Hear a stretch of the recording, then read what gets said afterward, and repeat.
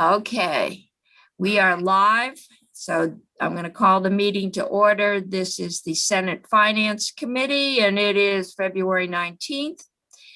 And the first item on the agenda is Graham, who I see is here.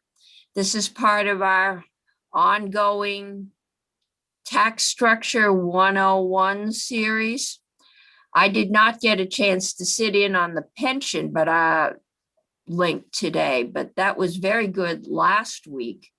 And I think Carolyn usually sends out the link so anyone that wants to can watch it. So Graham, this one is income tax, or are we continuing from where you were the other day? Floor is yours. Thank you, Madam Chair. My name is Graham Campbell. I work at the Joint Fiscal Office, and I'm going to be giving a presentation today with just a kind of a primer, kind of a primer on how Vermont's income tax works, and then talking about some recent legislation that Vermont has put in place and how that sort of changed the overall income tax structure and incidence of the income tax. I should know, as Madam Chair said, this is part of a group of presentations that our office was asked to come before the committee and talk about just basically the Vermont tax structure. I think Joyce was supposed to come in yesterday and talk about the principles of a good taxation system. I assume she's going to come in at a later date. We will get her in at a later date. We got a little overwhelmed yesterday. Completely understood. Yeah, so this is just part of a sort of series of presentations that our office has put together for the committee. And I'll start by sharing my screen and taking it from the top. Okay, so as I said, what I'm going to be talking about today is just going through sort of an overview, kind of like a quick 101 on Vermont's income tax, and then I'm going to be talking about recent changes. So feel free to stop me if you have any questions. And some of you may have seen this before, and some of this may be a review, so I apologize for that in advance. But when we're talking about Vermont's income tax, the first question is, what are we talking about? Where do we start with? And can you make it a little bigger, Graham? Is it too small? Beautiful, but it's ineligible. You can't read. I can't read it. This is the federal. You're talking about the federal 1040 here. Yeah. Yeah, I will talk through it. I can't unfortunately make it. Can't make it. Okay. Unless I stop the presentation and blow it up a bit. Yeah, this is all right. Fine. This isn't necessarily that important part. I just want to highlight this. This is the federal 1040. This is the federal tax form that everyone completes who is filling out their federal income taxes. And the reason I bring it up here is because this is sort of the starting. This is where it all sort of begins for Vermont's tax system, income tax system. And in the red box here, even if you can't read it, is the sources of income that everyone has to add up. So line 1 is wages and tips. Lines 2 is tax exempt interest. Line 3, qualified dividends. 4 is IRA distributions, pensions, annuities. Line 5 is Social Security. 6 is capital gains. And then 7 is other income, which includes stuff like business income, sole proprietorship income, royalties, rents, S-corp income. So the point I want to make here is that the sort of heart and the starting place for everything in Vermont starts on this federal 1040 form by adding up what are your sources of income. And what Vermont does is it takes from the federal 1040 this second little red box here, which is your federal adjusted gross income. And your federal adjusted gross income is the sum of all the income pieces that you put on your 1040 minus some what we call adjustments for income, which are sort of small deductions that happen after you calculate all your source of income, such as your educator expenses, the student loan interest deduction is there.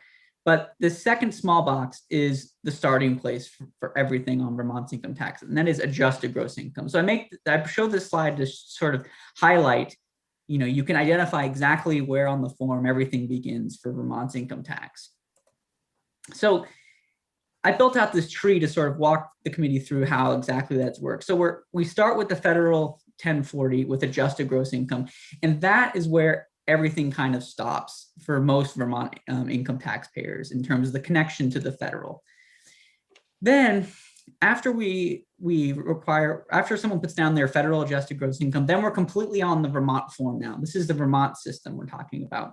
So the first thing Vermont says is take some subtractions from your adjusted gross income. And the first is everyone takes a standard deduction equal to $6,150 for a married filer and $12,300 for a married filer. Everyone gets personal exemptions equal to $4,250 for you, your spouse, and any dependents. So it's $4,250 for each of those. And then there are some other subtractions from your adjusted gross income, such as the capital gains exclusion, which I'll talk about, the Social Security exemption, another example, interest income from US bonds, the Vermont medical deduction is another subtraction. But the key point I want to drive home here is everything starts with adjusted gross income, and then Vermont asks you to make some subtractions from that adjusted gross income. And then we ask that you add back some things to your adjusted gross income. So things that were taken off of your federal adjusted gross income that Vermont makes you add back. So an example of that is any interest you earn from Vermont state and local bonds has to be added back to your federal adjusted gross income. That is something that's not counted against your adjusted gross income on your federal return. And once you make those additions and subtractions, you end up at what is Vermont taxable income. So there is a key difference between adjusted gross income and Vermont taxable income. And I'll highlight that here. So Vermont taxable income is what gets put through the income tax brackets. So oftentimes you'll hear people say, I make $75,000 and therefore I just look at the brackets and where's my tax rate? That's not how it works. So you first have to make those adjustments, the additions and subtractions, your standard deduction, your personal exemption, and that gives you a sense of your taxable income. So in almost any case, in fact, I can't think of any, adjusted gross income is going to be larger than Vermont taxable income. What gets put into the brackets is always less than your actual income. And so I'm showing here essentially, once you calculate your Vermont taxable income, it gets put through the income brackets. And here are the bracket schedules. We have 4 rates, even though it's listed as 5 here. These are just right from the tax form, but the rates are 3.35, 6.6, 7.6, and 8.75. And they begin at various levels of taxable income. And once you put them through the brackets, remember, these are marginal brackets, so you're only paying the tax on the rate on the dollars that are in between those income groups. You end up with your initial Vermont tax liability before credits. Once we go from that, once we know what our Vermont tax liability is, then we ask taxpayers to make some adjustments to that further. So first is you subtract any non-refundable credits. So big ones there are the credit for child and dependent care expenses, credit for elderly and disabled, the investment tax credit. The big one here is the charitable tax credit. This is the 5% tax credit that everyone gets on contributions up to $20,000. And then you also subtract your refundable credits. And the huge one here is the earned income tax credits. And so in these 2 steps, we are reducing the taxpayer's liability, what they owe the state of Vermont. And in some cases, if the refundable credits are greater than the tax liability, Vermont will issue them a payment or a refund. And the final step here that we ask taxpayers is we ask them what share of your income that you earned that was based in Vermont. And for all Vermont residents, the vast majority of the time, this is 100%. If you live in Vermont and you work in Vermont, then this number is always 100%. But if you are a non-resident and you work part-time in Vermont and part-time in another state, this number might be smaller. So this is the sort of factor that gets adjusted for the percentage of income earned in Vermont. And this is the committee had this discussion, I think, last week with Abby about remote workers and how to determine residency. This is one part Vermont gets at handling income that is earned out of state or in Vermont for non-residents. And that basically makes you arrive at your final Vermont tax liability or your refund if your refundable credits are greater than your tax liability. So any questions on how we sort of calculate a tax liability on the income tax? This is sort of a basic overview. There's obviously some nuance in here, but this is probably 85, 90% of, how we calculate personal income tax in Vermont. Any question? All right, Senator McDonald. So to understand the example you've given us, if we use the federal calculated income as the basis for collecting taxes here in Vermont, and if we had some peculiar or unique situation, like we didn't require people that made milk and maple syrup from having to pay income taxes, we would take those two things and back them out as add backs or add subtracts Take out. Correct. before they did their calculation? Is that Correct, the way yeah. it works? That's exactly how it works, Senator McDonald. So you would have your adjusted gross income coming off the federal reform, Okay. which would include your maple syrup income or your dairy income. And if Vermont wanted to sort of help do such a thing, then where they would do it would be to subtract that from adjusted gross income. They'd say, subtract your maple syrup income from your adjusted gross income. We just won't count it, and We that's just how won't. we take our individual peculiarities and make them function under the current system. Thank you. Thank you. That's correct. So who pays the personal income tax? So we're projected to collect roughly $900 and so million in the personal income tax in fiscal year 22. This is showing the distribution for tax year 2018. There were some modest changes made in between tax year 18 and now that I'll highlight, and obviously incomes change, especially for the high income group, a fair amount every year, mainly due to capital gains. But this is, I think, a pretty good representation of the progressivity of Vermont's income tax structure. So the blue bars here represent the total amount of dollars collected from each one of these income groups. And the percentages above the bars tell you what percentage of taxpayers that group is. So for instance, we look at the highest bar to the far right.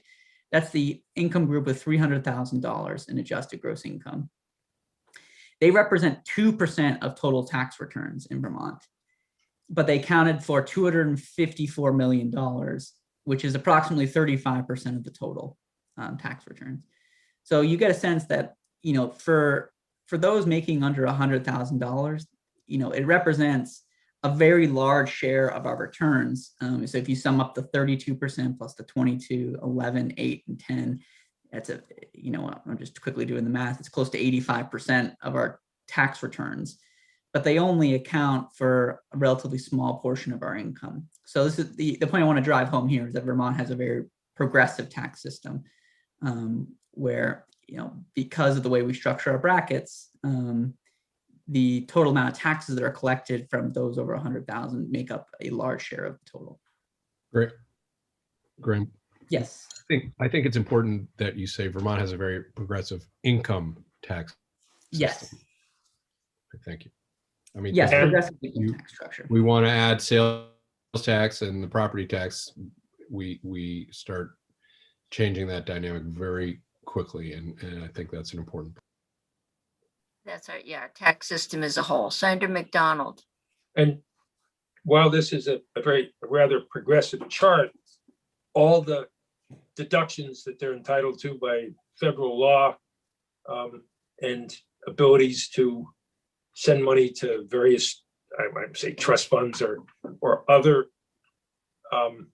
avenues for lessening your tax, the taxable nature of your wealth have already been exercised before you get to this point. Is that correct? That's correct. Yeah. So the extent that an individual is shifting income or sheltering income, something like that, this chart is after that, because that would affect their adjusted. So after all that swirling about and consultation with lawyers, et cetera, this is a reflection of what is remaining is taxed.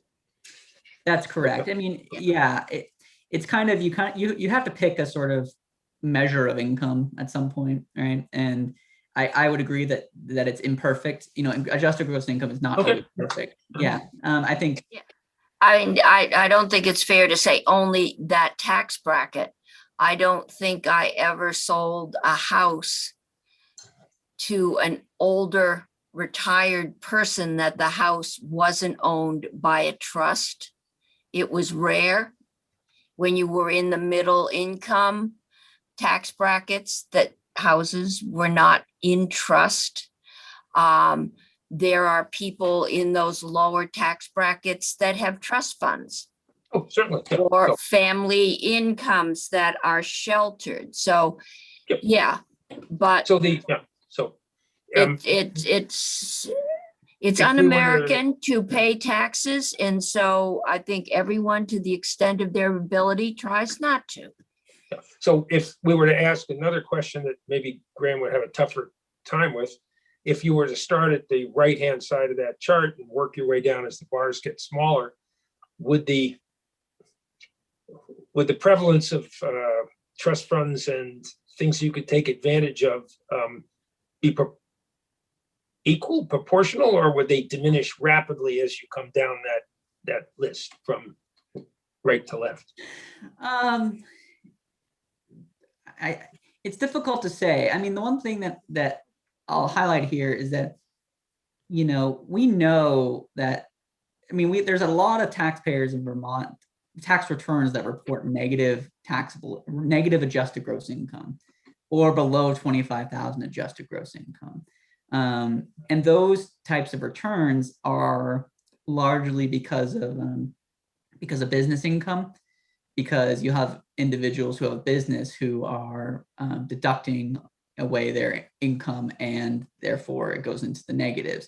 And so within that group, there is probably a lot of what we would call lower and middle income businesses, but there are also probably some what we would call traditional higher income businesses. So I hesitate to say that along this grading, it goes sort of, you know, a lot of tax gaming on the far right end to less, because you might see a lot of tax gaming on the negative adjusted, a lot of individuals or some individuals trying to drive their adjusted gross income to zero or negative because for tax reasons. I mean, Okay.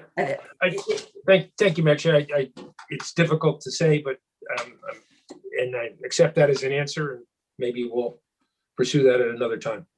Graham, those are shown by that 32% that's below the bar that's under the line. That's correct. 32% of total tax returns report negative to 25,000 in income. We know in Vermont, based upon data from like the census, that household income in Vermont, the distribution is not that. And so this is tax returns we're talking about here. So, you know, if a third of our population was making less than $25,000 a year, I think it would be a very big problem in reality. But this is sort of your taxing, what you're reporting for tax purposes. Graham. Senator Hardy and then Senator Pearson. Thank you, Madam Chair. So Graham, could it also be that some of those people are partial year residents, and so the percentage of their income that's made in Vermont is then adjusted down lower, and they look like they're making negative income, but it's partly because they're only here for part of the year? That would be, I think, it would be a good point in a normal thing, but this chart is only for residents. So, okay. Yeah. Okay, thanks. Resident tax returns. Senator Pearson. Graham, just for our overall knowledge as we think about this, can you remind us what the median household income is right now in Vermont? I think it's somewhere between $55,000 and $60,000 a year. Okay, thank you. It's helpful to, and that's household, of course, but that corresponds to interesting, not more than. So it's to your point, more of the returns tend low than the actual numbers in that sense. I think that's right. I think it's a correct observation to say that the distribution of income according to adjusted gross income for tax purposes the median is going to be lower than sort of the reported median income from like the census or other surveys. But it's still, I always like the median because it means that even if we're generous and call it $60,000 per household, half of Vermonters are living in households with $60,000 or less. That is wildly out of step with, I think, where most of us consider average Vermont to be. It's fascinating. Yeah, I think that's a great point. And I would say that does, I mean, as sort of, I guess, surprising as that sounds, it's not as if Vermont's one of the poorest states in the country. That's sort of, we're, I think, around average, maybe a little bit less than average median household income. But yes, I continually have to sort of remind various individuals that the vast majority of at least tax returns, live under $100,000. 85% live under $100,000. So here is a chart kind of also showing the progressivity of the income tax code. It is the effective tax rates for residents only by adjusted gross income group. And so as a reminder, effective tax rates means the person's tax liability over their adjusted gross income. And so this is a proxy for what share of your income you are paying in personal income taxes. And so you can see, moving from left to right, that income groups between 0 and about $25,000-ish pay on average 0 Vermont income taxes. In fact, it's negative for a lot of those people because of the earned income tax credit. And then you start to go up the curve a little bit, such that once you're making around $100,000, you're paying about 2.8% in Vermont taxes on average. And then it increases steeply beyond that. So for those making $500,000 to $1 million, it peaks out at about 6.4% of your income and declines shortly a little bit at 6.1. And the reason that decline happens at the $1 million mark is because of the capital gains exclusion in Vermont's income tax code. And so I should have put this chart in here, but if you compare this to other New England states, if you make less than about $200,000 in New England, your personal income tax is, on average, the effective tax rate's lower than any New England state. It's only after sort of 200,000 where you get this sort of steep increase, and such that once we're up, towards 300,000 to $1 million, we are sort of, I think, in the top 2 or 3 highest effective tax rates. So for 85% of Vermonters, if you're just making decisions on personal income tax, Vermont's probably the best place on average for the average person to be in New England. Other than New Hampshire, you don't have an income tax in New Hampshire. Right. I think I remember from that original tax study that Maine had a much lower top rate, but it started at something like $30,000 a year or $20,000. So Yeah. The people in the middle actually were paying significantly more. That's correct. Yeah. Massachusetts, I think, is a 5% tax rate across the board. And so Flat tax, right? yeah, and you don't hit 5% in Vermont on average until you have AGI of about $300,000. So personal income tax wise, again, there are deductions and things that happen in Massachusetts, but they're not many. You're better off being in Vermont for income tax purposes. Because that was also the suggestions of the original tax study, was that we do away with deductions. And thank you. The other New England states either had a set limit of deductions, and you could do a $2,000 deduction, which is kind of where we went, or there were no deductions. It was your income. So we've kind of gone to that flat deduction, this, and not itemized. We've given That's correct. Yeah. that amount. Yeah. When was that last tax study, Madam Chair? That's when we redid after the Tax Cut and Jobs, the tax study. 10 years It's ago? back in- Do we, 07, 09, when was the original blue The ribbon? Blue Ribbon, I think, was 2010. 10, okay. about 10 And- years ago, we made some substantial changes based on the situation at the time. In the subsequent decade, subsequent 10 years, how has the relationship between the spread between the well-to-do and those that are from median income down, is that essentially the same percentage, or has it had grown wider?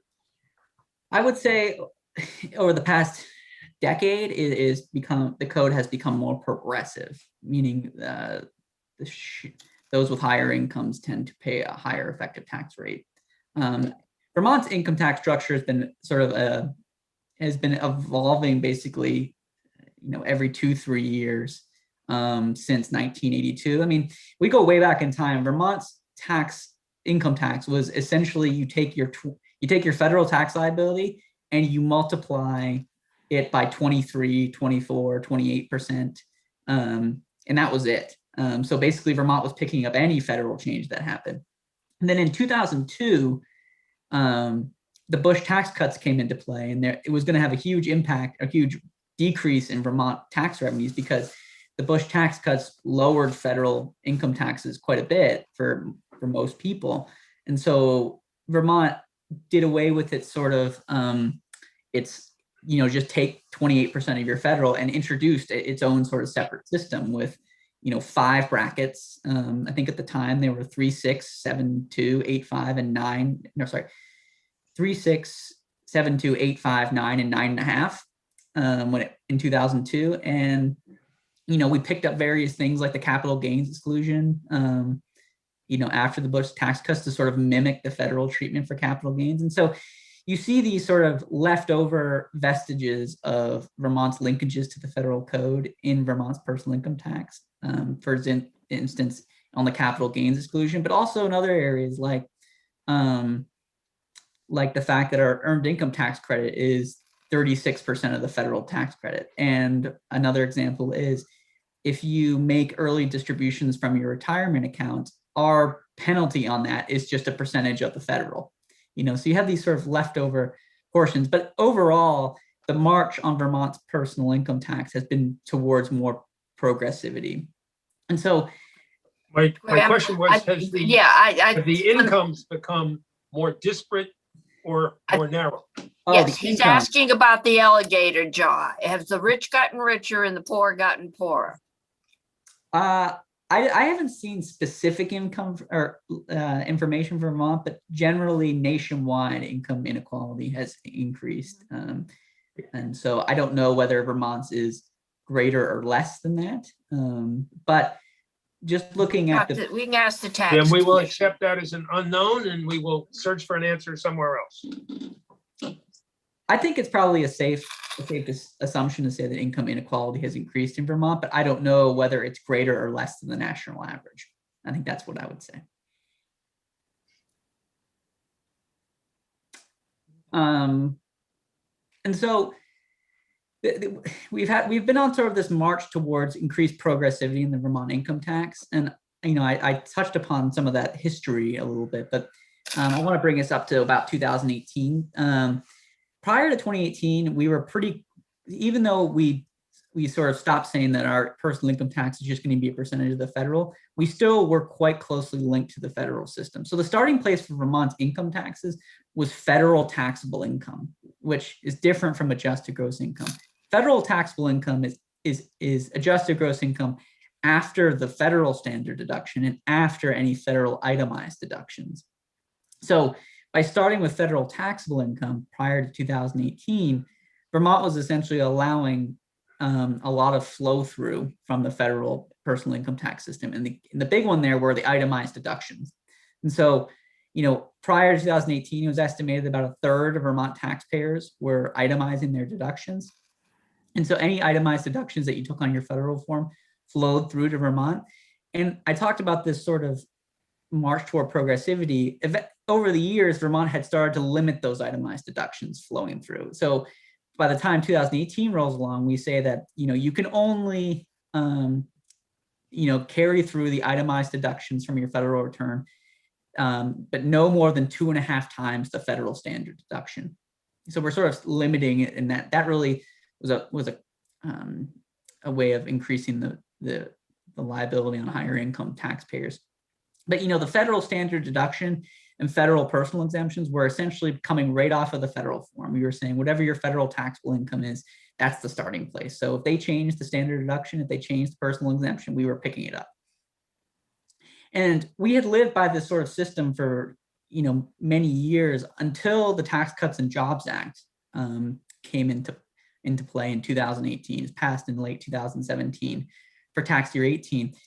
And because we were so linked to the federal code, it meant that a lot of those changes were going to flow through to Vermont, and they were going to be, for the majority of Vermonters, those changes on their Vermont taxes were going to be an increase. So the big one here was that the federal government decided they were going to repeal the personal exemptions, which was about $4,000 per individual spouse and any dependents.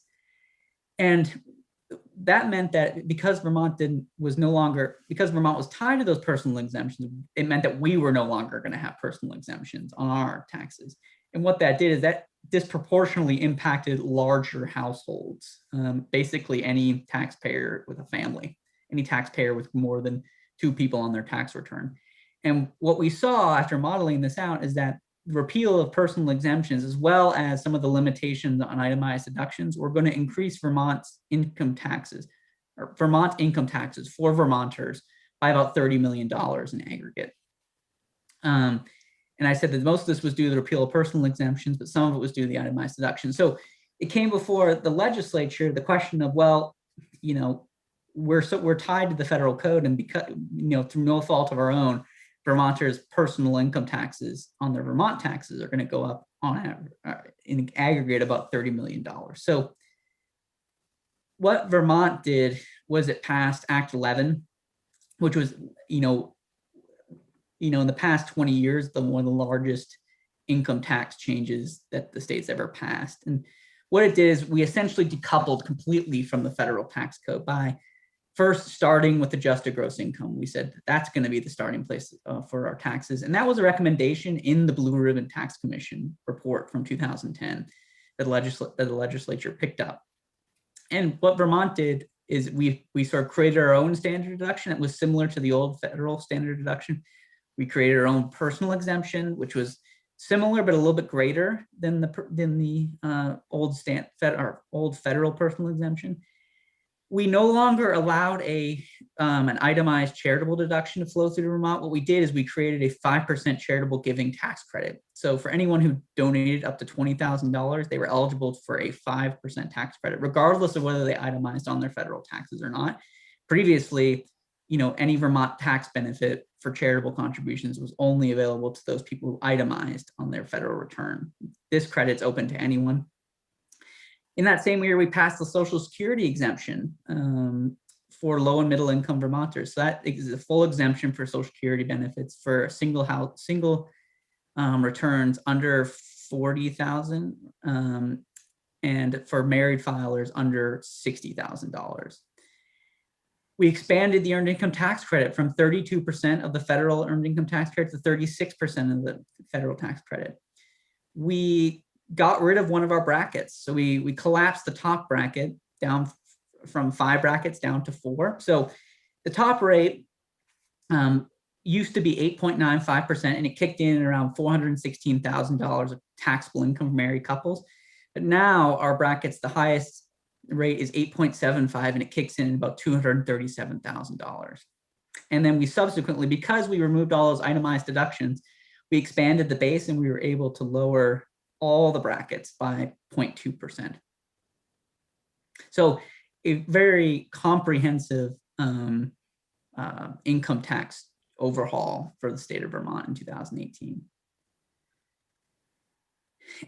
And so what was the impact of that? And the goal when the Department of Taxes designed this and the legislature tweaked it was to keep Vermonters tax liabilities in 2018 very similar to what they were on average in 2017 prior to the change. And based upon our modeling, generally it did that. So overall, relative to 2017, we modeled that overall taxes in Vermont were only going to go up about $1.8 million. But I think, looking at all the changes that happened in that, it helped some households, and it increased taxes on higher income households. So the change, I think, overall made the code modestly more progressive. So you see in the first red box there that the overall tax liability for households under $60,000 fell relative to 2017. And the reason that is because we expanded the earned income tax credit, and we created the new Social Security exemption. And the Vermont personal exemption was higher than the old personal exemption. So you see that for the average family making under $60,000, the Act 11 tax changes were sort of a modest tax cut for those families. And then for households making over $100,000, we saw that on aggregate, their taxes went up just a little bit.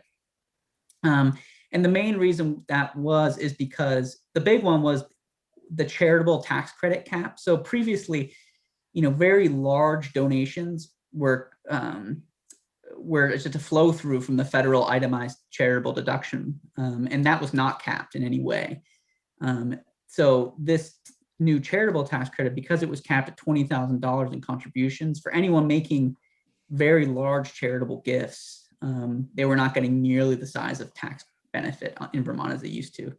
And then secondly, the repeal of itemized deductions. The fact that we no longer were allowing itemized deductions to flow through to Vermont meant that a lot of higher income taxpayers were ineligible to deduct those from their income. Everyone was just getting, and is still getting, just a standard deduction in personal exemptions. And so that disproportionately impacted higher income filers and increased their taxes modestly. Graham, can I ask a question? Can you just remind me or explain the charitable income tax credit, the 5%, is that 5% of whatever has been contributed? So if you make $10,000 in charitable giving, then you get a tax credit of 500. No, I did that math wrong, but 5%. You got it right. It's 5% of 10,000, so $500. Yeah. So I did it right. No, I second guessed myself. Okay, so up to $20,000. So the most it can be is $1,000. But if somebody gives $100, they would get a $5 credit. Yes. Yeah. That's okay. correct. All right. Thank you. Yeah. They still get to take the full credit on the federal, right? For individuals who are itemizing their deductions at the federal level, they get the full federal benefit like they used to. It's just that Vermont is no longer picking up that full federal deduction. We are giving a tax credit to everyone who gives to charity. So if let's say you were doing your taxes and you gave $1,000, and on your federal taxes, that's not enough to make you itemize your taxes, assuming you don't have a ton of state and local taxes or mortgage interest. So you're just going to take the standard deductions. You don't get to access the charitable deduction at the federal level. And in Vermont, you'd get benefit from the charitable tax credit. So if you gave $1,000, 5% of that is $50. So you would get a benefit to that. And so you see in the charitable giving tax credit that overall, the total amount of tax expenditure, meaning the amount of tax benefit we give, is smaller, but it's going to more people because more people are accessing it. And this is something I highlight on here. So, the Senator McDonald has a question. I'm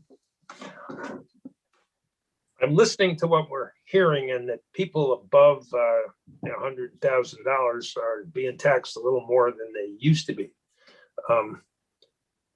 If a magic wand could strike the federal tax cuts of a couple years ago and make them go away, and Vermont's adjusted piggyback system also went away, would the people above $100,000 say, "Oh my goodness, thank you for doing that"? Or would they say, no, you will be imposing more taxes upon us, On their federal taxes or in Vermont? on their incomes as Americans who live in Vermont? The federal tax cut, the Tax Cuts and Jobs Act, unquestionably lowered total tax liability. So on the federal level, by quite a large amount for high income filers, a little bit less so in Vermont, particularly for those over $1 million because of the state and local tax deduction cap. But overall, it was a quite a large tax cut, and it was regressive in nature, such that those with higher incomes got a greater tax cut than those who did not, or than lower income. But Senator, are you assuming that everyone in an income bracket is the same? Am I? Because, well, you just said, would It wasn't my people question. My in question that was, if top you, one say thank you? My If you took- understanding is that that top one turns over at about 50% a year. I that mean, wasn't my question, Madam Chair. My question was, if you took everyone over $100,000 yes, and you asked them, would you like to go back to the system we had before the federal government cut taxes and we made some adjustments, what would the overwhelming majority of that group say?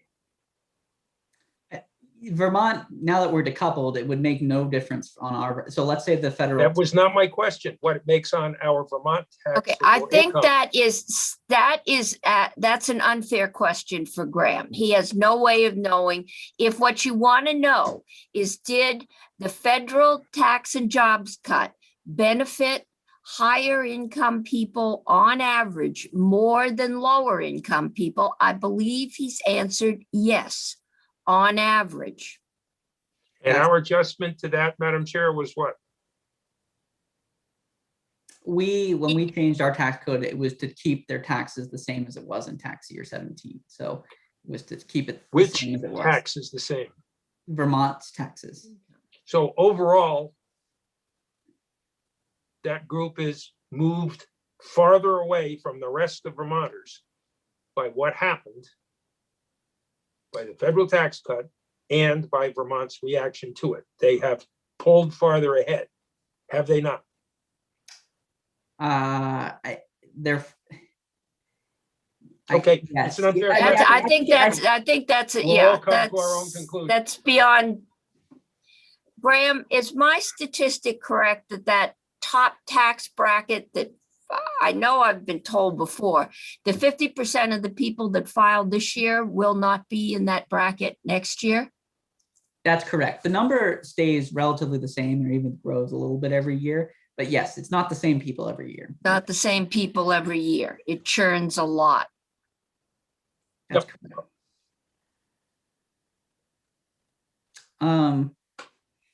So I just wanted to You have a highlight. question? Well, I guess this is always an interesting point, Madam Chair, and you're quick to point out they're not the same people. But have we ever looked, Graham, do we have any way of knowing, maybe they're not the same people every year, but if you looked at it over 10 years, it's probably, the same people, or the same people are drifting in and out a lot. I don't know if you have any way of answering that, but I'm curious if we have longitudinal data. Yeah. Yeah, we did do that. That was in the 2017 tax study. We looked at, for filers with AGI over 300,000, how many times over the past, I think 10 years, they showed up with AGI that high. And I think Madam Chair is correct that most of them, it was a one-time event, and not most of them half. And then, some of them had 2, 3, 4. I can send you the chart. I don't know the numbers off the top of my head. So, it's not a non-zero number, have that income, year after year after year. But I mean, the big reason for that high income often is capital gains. And capital gains, sometimes taxpayer will make a large sale and their income will appear to be, $1 million. And then in another year, it'll look like they are a $250,000 taxpayer instead, or a $100,000 taxpayer. And so that's the reason why you see so much churn at the top for AGI, above $300,000. Madam Chair, These Yes, particular Senator Brock? these particular charts have a footnote that says past performance is not a guarantee of future results. Your individual results may differ. That is true. That's- Okay, let's move on because we're running out of time here and this is just Yeah. what it is. We're not making any decisions. We're just learning how the system works, good, bad, or ugly. Yeah. Okay, So one thing I just want to touch upon here, and this was something that when our office talked with Chairwoman Cummings about what we wanted to look at or what we wanted to talk about was, the sort of progressivity of the income tax structure. And I'd say in general, over since I've been here, the past 4 years, the personal income tax code has gotten modestly more progressive. And I'll highlight a couple reasons for that.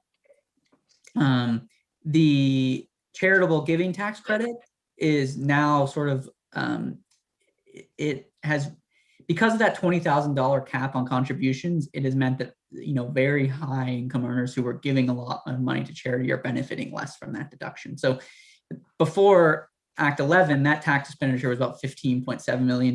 It's now about 9.2.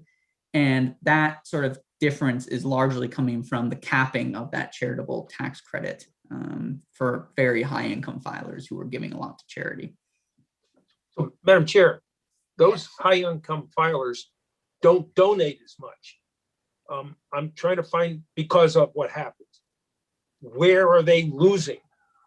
that was the concern from the charities was That was, that if we did that, people would stop donating. They haven't come back to tell us they're going broke because people stopped donating, so I assume that they didn't. What they're losing is their ability to deduct all of it on their Vermont tax credit, or That's their correct. Vermont taxes. Yeah, I don't want to get this confused. This is not to say that the total amount of giving in Vermont has decreased. What it means is the total tax benefit for giving has decreased in Vermont. And if I remember, the goal was to make it more, because everybody can get, if we didn't itemize anymore, which we couldn't, then the average person who gave $50 to the food bank, which was a lot of money for them, couldn't deduct that. And so the idea when we set this up was that it would be a greater benefit to all those folks who regularly make the $10, $15, $25 donation to one or more charities, and not to the folks. And we had a lot of concerns from places like the Flynn, the food bank, I remember, who have a number of very large donors that they depend upon, that if they didn't have this deduction, they could lose those donations. You still get to take it off your federal tax liability, but you're capped in Vermont. Yep, I think that's right. And right So- now, about 20. Senator McDonald, what are you trying to find out? when we use words like the benefits, then if I give away $100,000 under the old system, I only have to give away $67,000 to give to give away $100,000. Is that correct? Are you saying that when you get a tax deduction, that lessens? Probably, Well, but, that's what it does. okay, yes, okay, but right now you're not getting that deduction in Vermont. We can't change the feds. That's correct. So if you Okay. don't deduct, if you don't give it away, you still have it. Yeah, You haven't lost it. So there's been no benefit loss to you who haven't made the contribution. no, the benefit is to the to the institutions for whom you did not make the contribution. And they are the ones who lose benefits. Yes, Okay. but apparently they have not, because they have not Well, come in to tell us that their worst It may or fears may were not be so. realized. Yeah. Okay, But when we use the word we like have about benefits, 2 minutes left, so I'm going to move us on because we're not going to make you happy, Senator. Okay, Graham. The more recent tax changes that have occurred on the personal income tax, or Act 71 of 2019, was the limitation of the capital gains exclusion. As a background for the committee, for any capital gains that a Vermont taxpayer has, Vermont allows them to exclude it from their income in one of two ways. You can either take a $5,000 flat exclusion for any type of capital gains, or a 40% exclusion for certain sales of assets, namely farms, businesses, and investment properties and timber are allowed to access this 40%.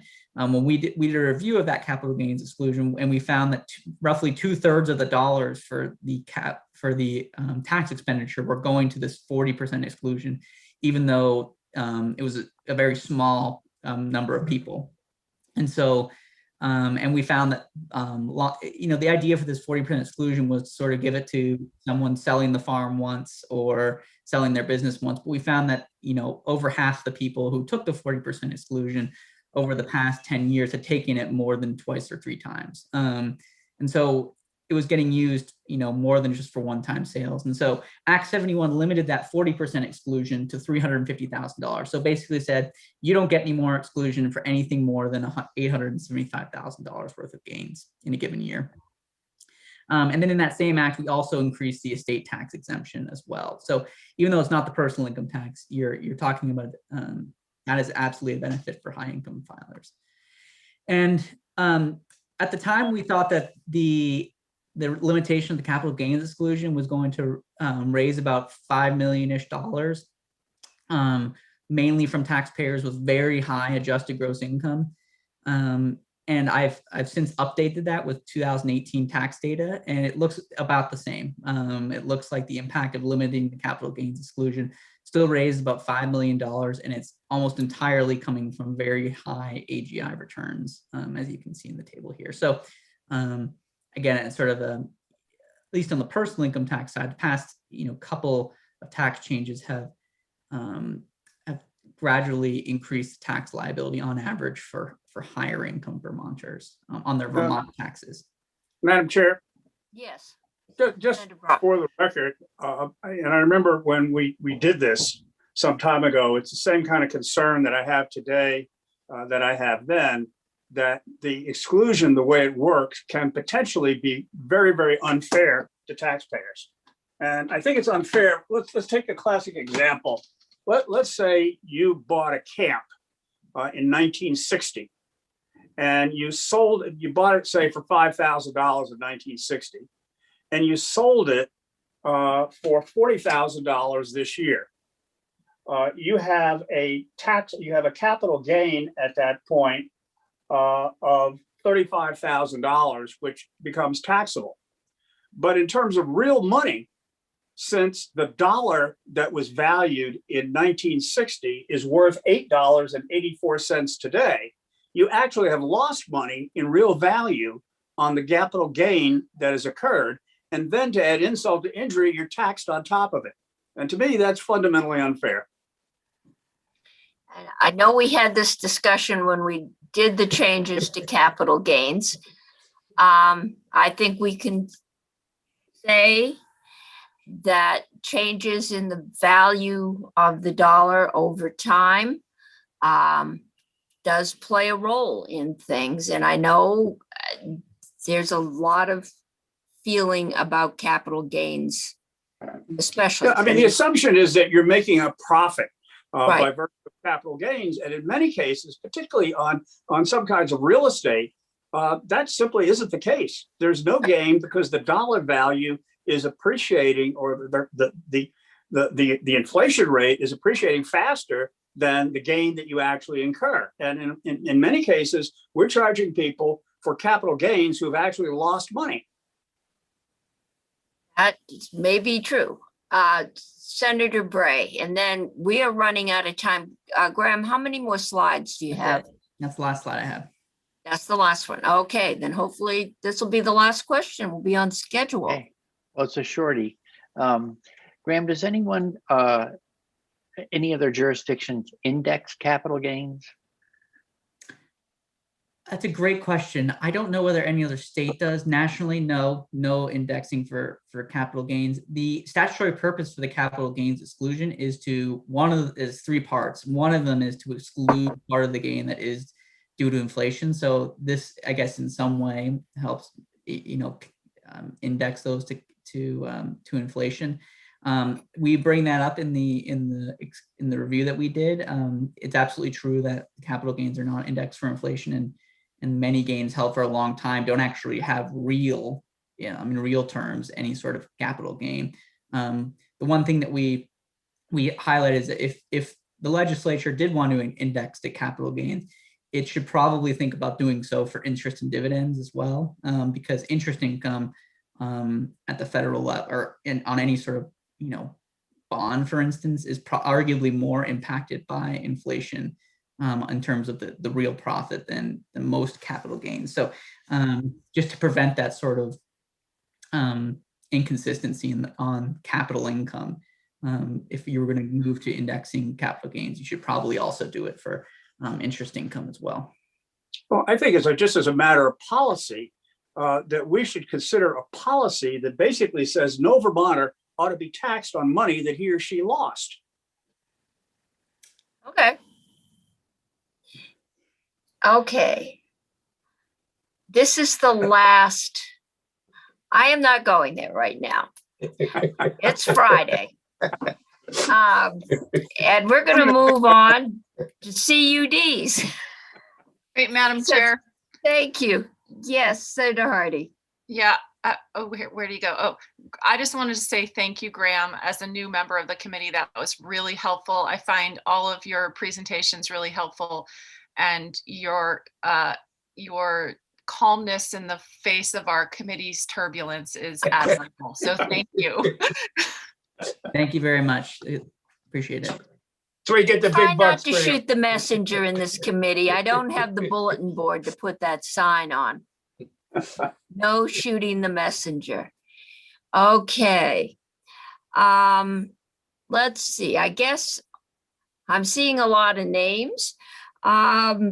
Yesterday, we started our discussion to make recommendations to the Appropriations Committee about, they were talking about the $3.2 million that has of CRF money that has not been expended and is sitting in the department somewhere on their bottom line. There is a fast track second CRF bill coming out, and they would like our recommendations, if any, about how that money should be spent. And this is money that would have a negative effect if it had to wait to go through the budget process. And I believe most of the governors recommends they're thinking about putting through the budget process. The commissioner said she would suggest that they had money for line extensions. This is the money that goes to an individual to help pay the, have a negative effect if it had to wait to go through the budget process. And I believe most of the. I am getting real feedback. Is that I'm hearing me later, budget process. Are the rest of you hearing me later? Would suggest that. Okay, I am going to shut myself out and come back in. No, Madam Chair, somebody's watching us from YouTube. And if they could stop that, it would help. Okay, yeah, we can't, you can only be here. Okay. All right. So anyway, we finish up.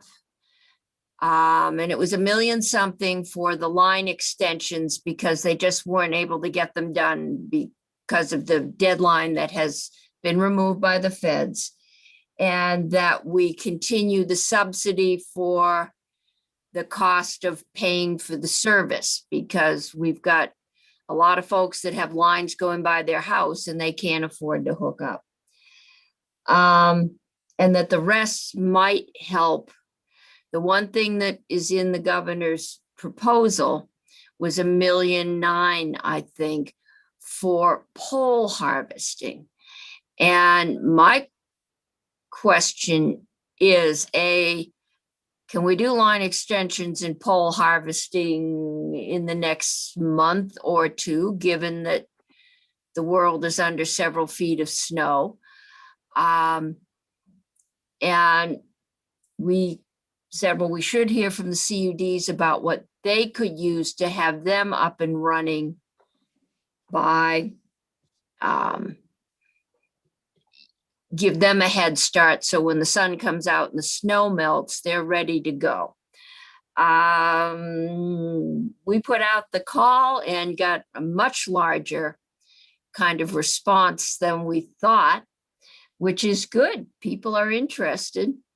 But we're going to start with Robert Fish, he's our broadband technical assistant specialist from the department. And Rob, I'm going to put you up and then work through my list in the order it's been given to me. I think it's probably the order it came in.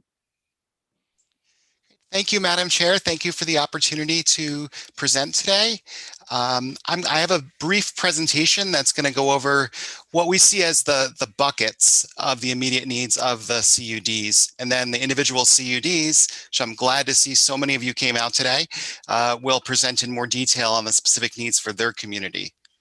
So I'm going to share my screen right now, and ideally this will work as planned. Okay, is everybody seeing the screen at the moment? Yep, there it just came up. Great, wonderful. Well, I first just wanted to just state where we are right now. You see, sorry to interrupt. Could No we worries. ask you to? We also see the preview slide, which means the main. That's even slide's better. pretty small. Is that better? That's back where it was. Yeah, if you could get rid of the preview somehow. Okay, let me stop sharing here and technology. Gotta love it. It'll Rob, just mean we can Rob, read it. share where the slideshow is being displayed. That's what I thought I was actually doing, but there we go. Potentially. Let's see. Yep, that's it. Okay, wonderful. Thank you. Thank you. So first, I just wanted to set the stage of where we're at today. We have 9 districts. As of Wednesday, we now have 162 member towns, with Winhall voting to join not 1, but 2 CUDs. There's still 57 towns and study areas. And what this means is there's 324 volunteers around the state that are volunteering to attend meetings on a monthly, and in some cases, weekly basis. People are engaged. To sum up, the current challenge right now for the CUDs is adapting the EC Fiber model to the current realities after RDOF with the pandemic, and the need to do this in about 1/10 of the time. So I just wanted to set the framework a little bit there. So immediate needs. So as I said, the individual communication union districts will go into more detail, but the most urgent immediate need is pre-construction. This includes pole studies, but is not only pole studies. Several of the CUDs were able to accomplish this last summer. Other CUDs have believed that it may not be necessary, since we, as the department, we've been able to encourage the utilities to provide additional data. But there is a need for everybody to, whether it's pole studies, whether it's high-level designs, engineering, in order to move things forward. These detailed plans and the data that comes with them will allow the CUDs to work in, to be leveraged in negotiations with private partners, will serve as a I just want to break in for a second. I need to leave for a minute. Senator McDonald, can you take over? Yes. Okay, thank you. I'll be back in about 2 minutes. No worries. No worries. These will also, the funds that are spent on this will also serve as part of the contribution to assist these groups in leveraging financing, whether it's from VITA or another source. It also helps them create what I like to call a binder of shovel-ready projects. Everybody expects, hopes, dreams that there's going to be a big influx of federal funds. Our goal is to have the communication union districts ready to participate and ready to build out in their communities when those funds arrive, and to have projects that can be massaged to meet whatever the federal guidelines are. In terms of a source for this funds, like the need is now is what it comes down to. And wherever those funds can come from, this is an item that can't, in my opinion, can't wait until the budget passes and is made available in the summer. In terms of the question about whether stuff can be done now with several feet of snow on the ground, some work has already been done. The high level design can be done. It's not a holdup right now. So now getting into the other needs, administrative and project management support.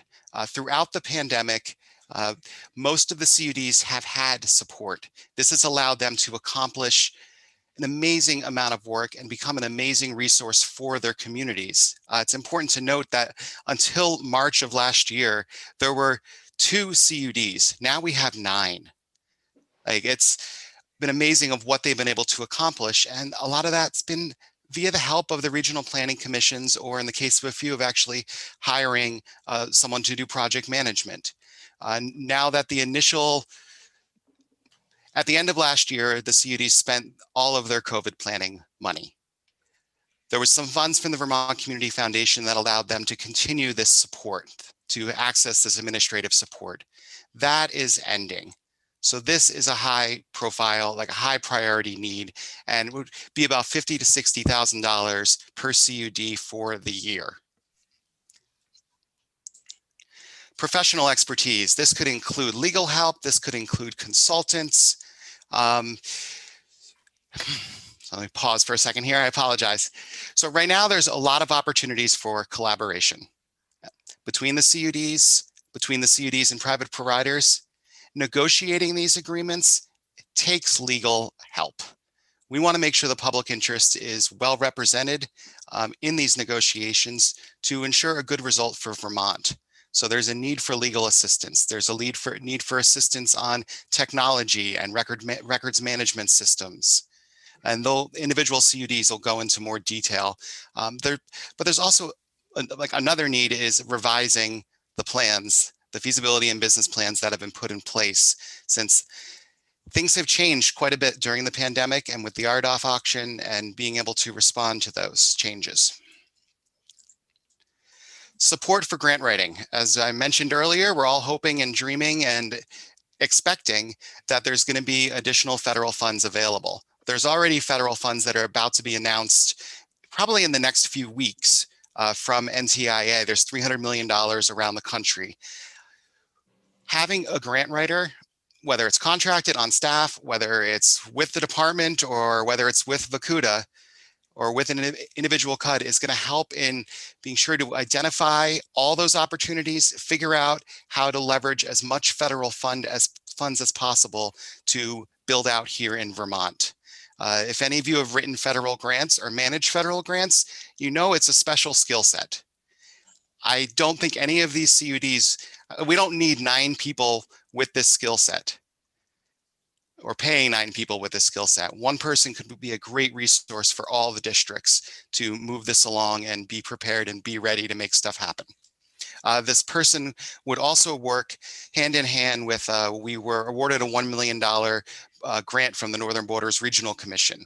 Part of that grant funds what we call a broadband developer position or contract. We're still working on defining that. That is going to work on the private finance side. That'll work with the public-private partnerships. That'll work with accessing the private capital market and helping the CUDs with their loan applications. So this would complement that and put us in a good position going forward over the next few months. And that's what I have. I tried to keep it short there. Let me close the thing here, and I guarantee there'll be more detail from the friends around the Zoom screen. Before we Guarantee you've, oh, I'm back.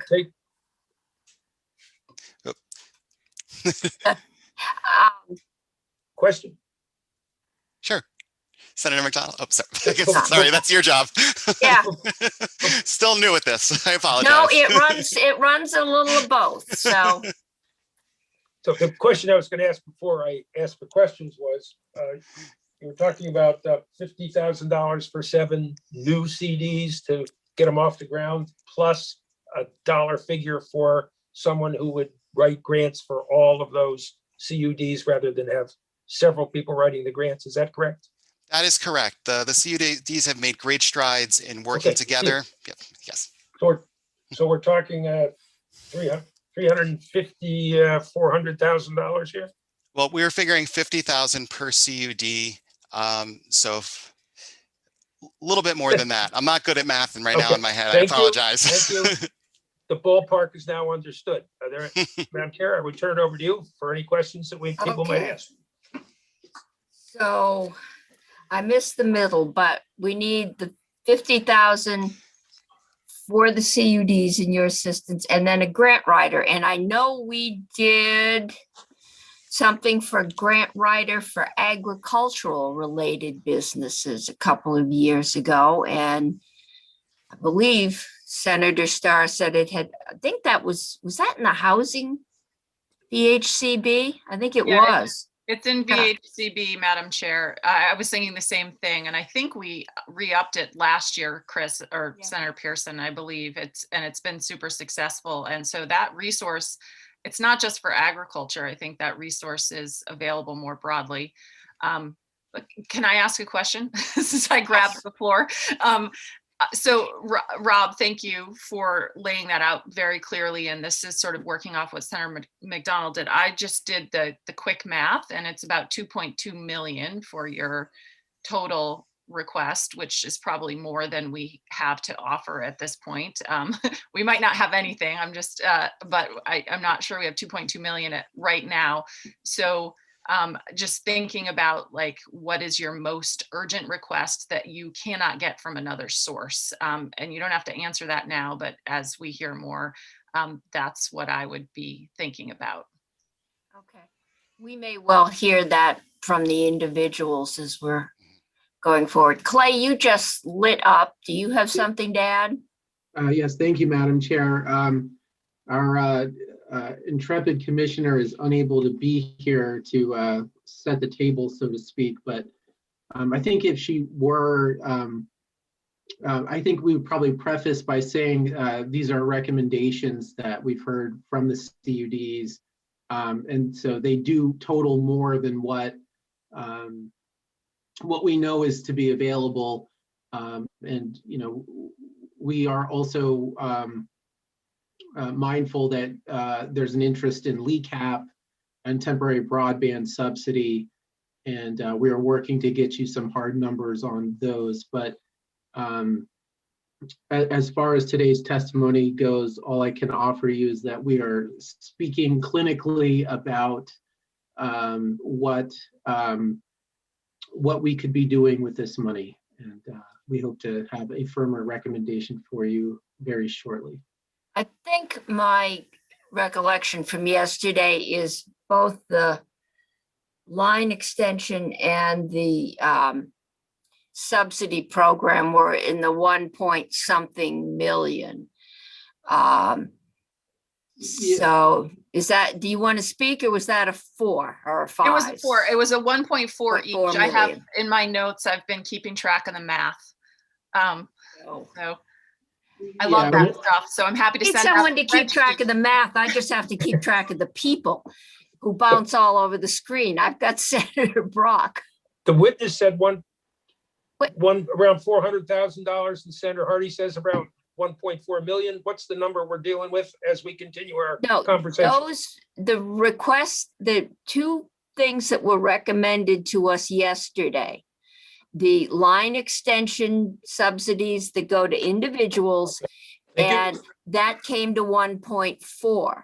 We've got, it sounds like another 2.2 million that the CUDs could use, but we'll hear from them because we're over 3.2, but I'm not sure how much flexibility is in the request from approps. So we can send them a prioritized list or something. I've got Senator Brock, and then Rob, did you have something? I just wanted to clarify that the numbers that I have on there are reflecting back what I've heard from the CUDs, and that pre-construction number is funds that would likely be used before July, before any funds could become available via the normal process. But this was more reflecting back, and the individual CUDs are going to have a lot more specificity, and there's a lot of needs. You're going to see some bigger numbers, I think. So what was your bottom line on pre-construction? The bottom line I put in this was at least 1.5 between now 1.5. and July to prime the pump and get this binder full of projects moving that along. Okay. Okay, Senator Brock. No, Randy, you're muted. A few things. Among the things that we were talking about yesterday, we were talking about the 3.2 million that we have set aside on the one hand, but we're also talking about monies that we're going to go through quickly. And I think we talked about as much as 20 million for broadband, with the potential of some of that being available now in what we do now. And I'm a little unclear on just what we're talking about there. Because, for example, it was mentioned in the discussion today along that the availability of some money to use for leveraging loans and other financing from the private market, but we didn't really discuss that at all. And I don't really know what the department has in mind there. And it would be helpful to understand that. That clearly, the whole issue of having funds available to leverage other lending and other financial activity is an integral part of what we're doing. The only question is the extent to which we can get any of that money now to jumpstart, as opposed to waiting for the complete budget. And I'm a little unclear on where we are there. So that was the second piece to talk about. Okay, the loan leveraging, I haven't heard come up. It may come up from individual CUDs as we go forward. I am working on I believe these. Rob mentioned it, if I'm not mistaken. Did Rob? I can clarify. I mentioned it more in the context of the pre-construction loans. So the amount of money spent on pre-construction would be seen by VITA, for example, as part of the community contribution when deciding whether to issue a loan or not. So that's the context I was talking about it in. If that clarifies it at all, I hope. Well, it does. And Great. in terms of the kinds of financing pictures that we are thinking about, I know the House is thinking about it in its bill. That's one of the things the Treasurer is suggesting, is the extent that we can use one-time money to provide what essentially are guarantees or other contributions in a revolver of one kind or another. That might be a useful one-time use of money that's not continuous. But I didn't know if that was what you were talking about. This was different. I didn't touch on that, but okay. Yeah. Okay. So the question, though, that I really have is, as far as what we're presenting to appropriations, are we dealing solely with the 3.2, or are we dealing with the possibility of additional monies to be advanced right now that we can use to move things along, so we don't have to wait till June or July? Is that what appropriations is at? My understanding, and I will double check this with Senator Kitchell, or I'll find my email, is that we were being asked to limit, to the 3.2 but I think there's some flexibility in there because there is some one-time money in the budget. But I think what they were very clear on is this is something that has to be done now, or we would lose substantial ground as we work through. I think we all know this is very complex, and we haven't even got into the different needs of all the CUDs we've got out there. And if we use the money now, we won't have it to deal with our more complex issues. So I had the feeling this was kind of a tight construction to get out. But I think If we listen to the CUDs, we can decide not to spend money on line extensions and subsidies at this point and let them wait until the summer and go there. Well, the only Like that- question is our limit right now 3.2, or is there a substantially greater amount? Because clearly money is going to go out now, presumably but based on what appropriations is doing to deal with immediate needs elsewhere in responding to COVID. Right. And so the notion, if there is a potential use of a greater amount of funds right now to substantially advance broadband, I think it'd be helpful if we have some clarity as to what it is we're looking at. I will drop a line over to Senator Kitchell and ask her where we are on this. Yeah, because clearly if the CUDs could come to us and credibly articulate in a very short period of time that they have one or more projects that can move forward quickly in the event that it's funded, we should certainly at least look at it and see if there's a possibility of doing that. Okay, I will write her. So while I'm writing, I don't have my agenda in front of me, so give me a minute to get May I back ask to my another question? agenda. In the meantime, as you're doing that, Yeah, that was part of the, and that is, we talk about line extensions, but we also talked about the situations in which we have a line going down a road in front of a house. And although Right. we can talk about some subsidy for the homeowner to be able to get service, it was unclear based on the commissioner's testimony the other day as to how we would deal with paying for equipment in the home necessary to be able to effect a connection. And is that a Yes. potential use of some of this money? Uh, And if so, how much? Madam Chair, could I jump in there? yes, And of course, I'll let Commissioner Tierney Tierney has answer. if she joined would us. prefer, But with the LECAP program, we funded line extensions. That is lines going down the street, the right of way. As part of those line extensions, we funded the drop. So that got the line up into the house. So it included some of the home installation. We did not cover customer premises equipment, but we believe that the line extension program is something that could be expanded to cover line extension equipment, or excuse me, customer premises equipment. And more specifically, when it comes to wireless services that might be available, I think it's a fine analogy. We're talking not fiber. When we talk about wireless, we talk about wireless. Senator McDonald. The line extension program was open to any carrier that could provide 25.3 or better. And that's wireless or wired. Wired. So in the example of a wireless provider that requires an expensive outdoor antenna in order to maintain a signal of 25.3 or better, we could have that included in the LECAP program very easily. Okay. So that people could apply, note their need for the broadband, their remote education work, whatever, and we would reimburse the customer for the cost of that expensive equipment or pay directly to the provider on that consumer's behalf.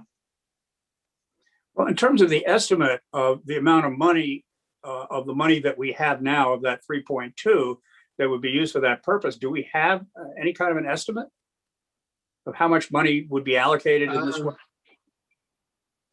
Yeah, based on what we did last year, we do have some amount of estimate. I think if we had 10 months, we could easily do 450 to 550 line extensions, and an additional 50 reimbursements beyond that easily.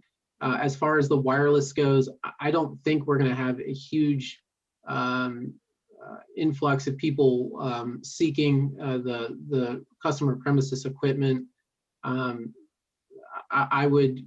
I think a safe estimate is about 100 people what would apply for that. And what kind of dollar value are we talking about out of the total amount that we have available?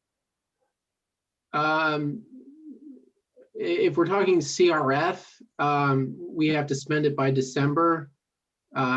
Somewhere in the range of 1.2 million to 1.5 million is a safe estimate that I think we could responsibly spend that money in 10 months. Okay, good, thank you. Senator Hardy, you had a question? I just was hoping that we could move to our witnesses and then we can have this broader conversation. Yeah, I think we're going to have to, but I doubt that I will hear back from Senator Kitchell immediately since she is also in committee. But I'm going to move us on. Evan Carlson is. Hi there. There you are. Hi. So for the record, I'm Evan Carlson, the chair of NEK Broadband, and thank you for the opportunity to be able to come and chime in on the funding opportunities that are in front of us. So last year, with a $460,000 CRF award, NEK Broadband was planning to construct a project in Concord, Vermont. Ultimately, the timeline made it impossible to complete that project. That funding and the project is still on hold until DPS gets clarity about spending, which I know is a part of the conversations.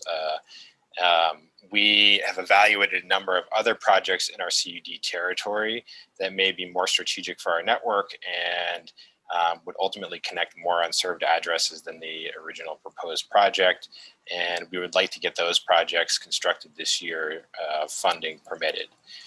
To do so and continue to move forward with our kind of larger overall strategy, we estimate there's a couple of specific tranches of money that would be helpful to move forward. So in addition to the $460,000, we see $30,000 in legal support, especially as we begin to negotiate contracts with ISPs, electric utilities, and other key partners, which might include creating, operating agreements with the budding CUDs. Last year, we were very fortunate to get a USDA RDBG grant, which allowed us to contract with Christine Hallquist to be our district administrator. That funding will disappear in July. So between Christine, our bookkeeper and clerk, and then other personnel needs, we could easily spend down another $80,000. In order to access the bond market, each CUD will need to have 3 years of audited financials. Stan Williams had said that the cost to conduct an audit ranges between $20,000 and $25,000. So that's annually, we are going to need to come up with that amount of money to do our audits to eventually get to bonds. And that's not something that I think most CUDs probably are able to cover at this point. Any project that we need to complete in 2021 will require pole attachments, engineering, and other pre-construction work. And we, estimate that could cost NEK between $150,000 and $500,000, depending on the miles that we can build. And then within the next year, we have 3 to 4 large grants that we are going to apply for. And that's going to require some dedicated grant writing support. And I estimate that will cost us an estimated $12,000 around there. So that's kind of a quick look at the kind of high level cost. I do want to just quickly mention one other thing. I know LECAP has been brought up a lot, but I think, this is, if we're serious about reaching this 2024 goal of getting 100 megabits symmetrical to every address, there's so much work to do. And, as of the DPS report from 2019, there was only 17% of the addresses in the state that had access to that speed. And so there's a huge amount of addresses to still connect. And I think that, the 160 or so applications that weren't able to get completed last year for LECAP should certainly be eligible. But I personally am concerned about the idea of continuing to spend money on any type of service that is below that 100 megabit per second symmetrical, considering we have 2.5, 3 years really to get this work done. I also think it's important to know, being on the ground in the NEK, helping support community members who are trying to utilize the LECAP program, there was a substantial amount of work for each individual trying to go through that application process to complete it, and kind of coordinating things that are well outside of kind of the average consumer's wheelhouse. And so I think that that is something to consider, as well as how much do we want to put on consumers to have to try to get a connection to their home. I will leave it at that point. But what do you need in the next 3 months? I think almost all of those things could be really helpful for us to get. You know, Okay, but we can't give you all of those things in the next 3 months. So, I mean, right now we are in the process of trying to negotiate contracts with ISPs and also with electric utilities. We also are looking at an EDA grant, which might encompass some other CUDs in the northern tier that might require an operating agreement. So there's a substantial amount of legal work. I'm hearing legal assistance would be. Yep. Okay. I think grants as well. The RUS funding is coming up, and I think that that's something that we want to apply for. As Rob mentioned, you know, rightly so, we have a lot of heavy lifting involved with that. So that's something we could certainly use support on. And then obviously pre-construction is huge too. Okay. Senator Sorokin, did I see your hand up? Yes, you did. But I want to reiterate the chair's question for future witnesses.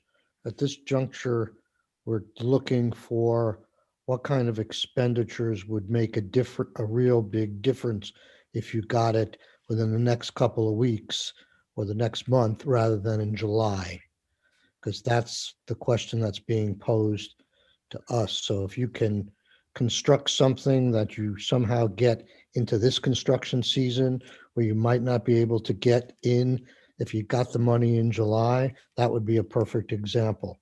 Or if there's some service, I've been talking about a subsidy program for internet that's about to be interrupted for people, that might be another kind of thing that needs immediate attention.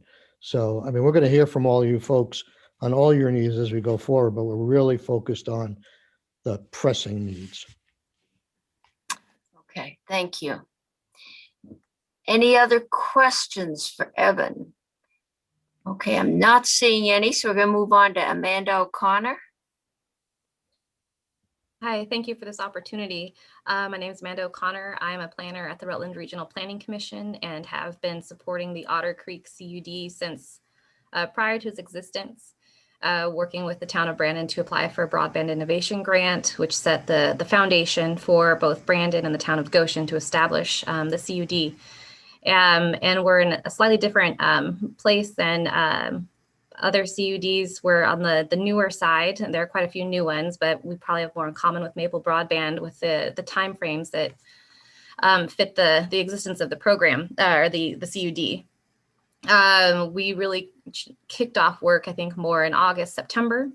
And so we can't point at this juncture to specific construction work. We're still at the point where we're trying to navigate entering into cooperative MOUs with neighboring CUDs for the sake of efficiencies where possible, communicating with the region as much as possible, making sure that there are connectivity resources that get pushed out and made known to the public, trying to get information from possible ISPs or contractors, because we can't continue with developing our business plan until we have that partner identified. And that might sound potentially like a simple process, but it's quite time consuming in terms of finding contractors that will meet with us and attend meetings, going through the NDA process. So there's lots of legal work that goes into that. But all to come back to, I think, most simply the question of what we could use most in the next 3 months from our point. And while my executive director would probably say funds to support the RPC as it supports the CUD, because right now we're doing that out of pocket. Any funds we had to support this work expired last year. Knowing what I know of the CUD, what they really need is funding for communications and marketing. From my perspective, a big part of the CUD so far, while it can't offer infrastructure, it can offer informational resources. So there's been phone calls from very desperate parents and teachers, especially trying to get access. So I can point them to where resources are on the internet, try to connect them with contractors or ISPs in their area. Unfortunately, that hasn't been successful on their end, but I do continually push information out. But if we had the funding to make sure that there is regular and updated messaging going out, whether it's Front Porch Forum or Facebook, website updates, and then we do send out updates from the RRPC side as well, it makes a big difference for the community to know what's happening and what is on the horizon. But also professional expertise, namely legal help, especially when we're navigating the concept of cooperative MOUs with neighboring CUDs and trying to get something coordinated with a possible contractor or ISP. I right now have the feeling something more like a public-private partnership could be on the horizon. And I say this from the RRPC side, not from the CUD side, because that is not a statement of the board, just to clarify. But if that's what's going to occur, there's substantial legal expertise that's going to be needed to negotiate that for the sake, not just of the CUD, but the public interest that it represents. And if I were to very haphazardly throw out pre-construction costs, our region is quite large, and the mileage estimate that we're looking at is around 792.9 miles of road that would need to be covered or assessed. And that could cost around $800,000 for engineering and pole study. I will say, though, that Belco has been an ardent supporter and offered to help where they can. So I do have high hopes, depending on what happens through the legislature, that some of those costs might be offset with information provided by local utilities. And I'll stop rambling there. Okay, thank you. So you're right at the just starting up section. But I'm just looking for common threads, and one of the threads you could use would be legal. Legal is a large one, yes. Yeah, okay. Senator Pearson. Thank you, Madam Chair. I agree. Legal assistance, technical assistance, it sounds like. And I see the commissioners joined us, and I guess I wanted to see if you think it's all right, Madam Chair, to ask her, because I sort of thought the position that Rob Fish is filling was along those lines. So could she help me remember? And I don't want to ask Rob because I think he's doing a great job, but I just want to understand his sort of job description, because that's kind of what I remembered it being. Madam Chair, thank you. Good afternoon, June Tierney for the record. Thank you, Senator Pearson. I think that the technical assistance piece is squarely in Rob's portfolio. Better said, the portfolio of the position. Legal assistance, no. That position is not a lawyer, and that has been a serious issue in the department because we do have legal resources there. Those are resources on the regulatory side. We've been getting by, and I think well, but that's not part of the position. And okay, thank you. And is Rob able, or is it appropriate to help with grants, or is that sort of out of the? I think the issue is this: the position, and particularly Rob's performance, has been so successful.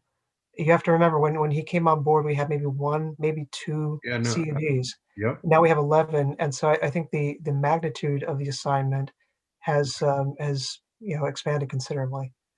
So yeah, thank you. That's exactly what I wanted to understand, because I do think Rob's doing a good job by all accounts. So don't hear me saying otherwise, Rob. But it's a volume as much as anything else.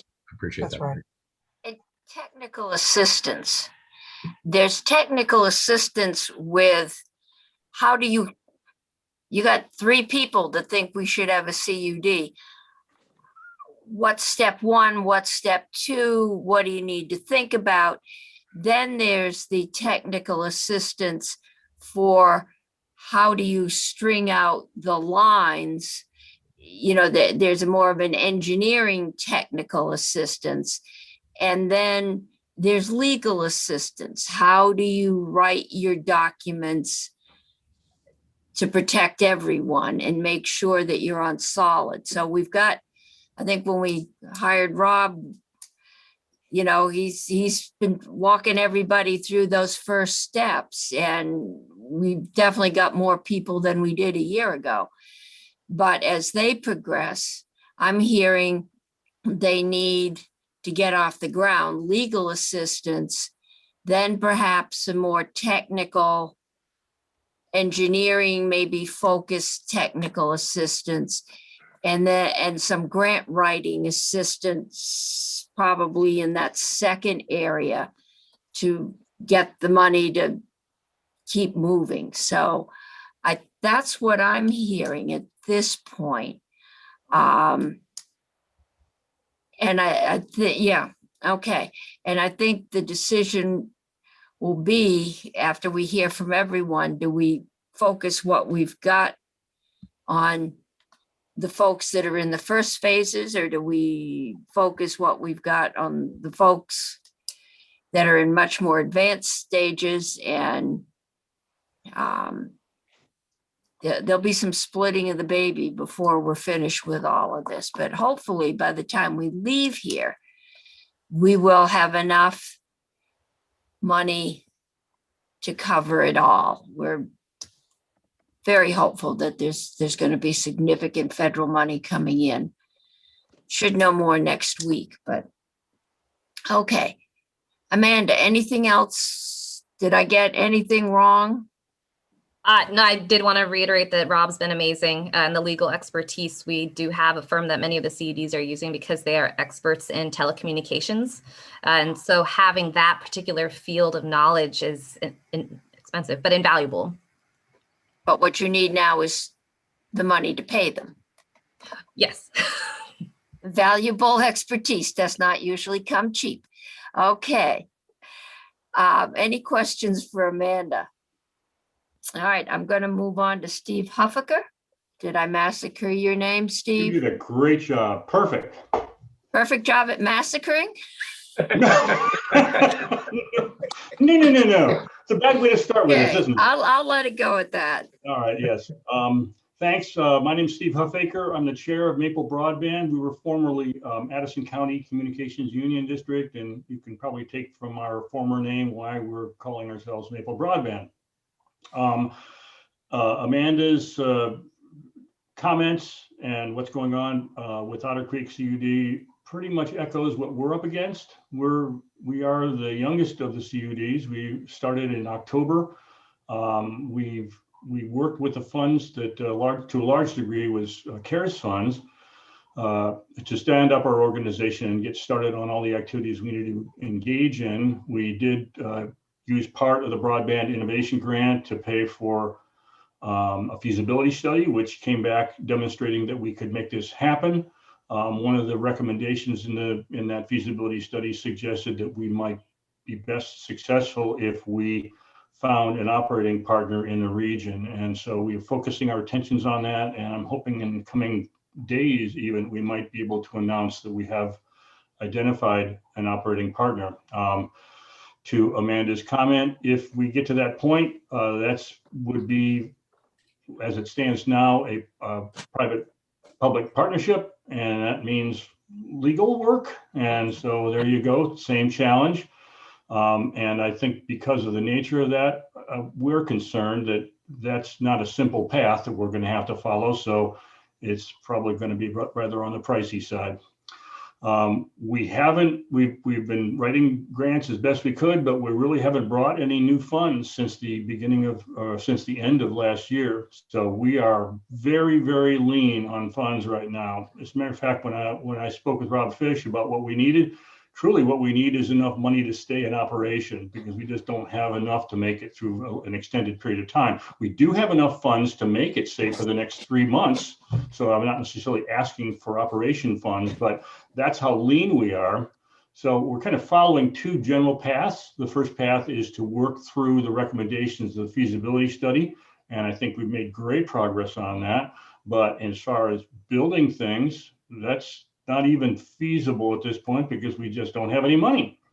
So when I spoke with Rob about the kind of thing that we had in mind, simple first ask would be, Well, if we had funds now, we would probably commission a poll survey in our region to help us kind of understand what our opportunities were. And so that would be, but that's significant money for our territory. I'm estimating it's about $500,000. So that's not necessarily, doesn't sound like that's within the range of what you think you're going to be able to help us with. So I guess at the simplest level, then, I guess if you can help us pay for the lawyer fees that we're going to be faced with in the next couple months, I think that's probably our most important request.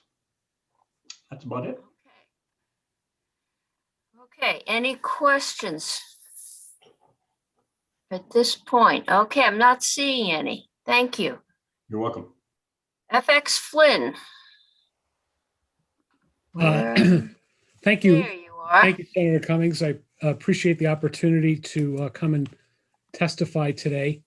I'd like to say that, EC Fiber, because we have been operational now for almost a decade, and we've been CUD since the beginning of 2016, are in such a very different stage.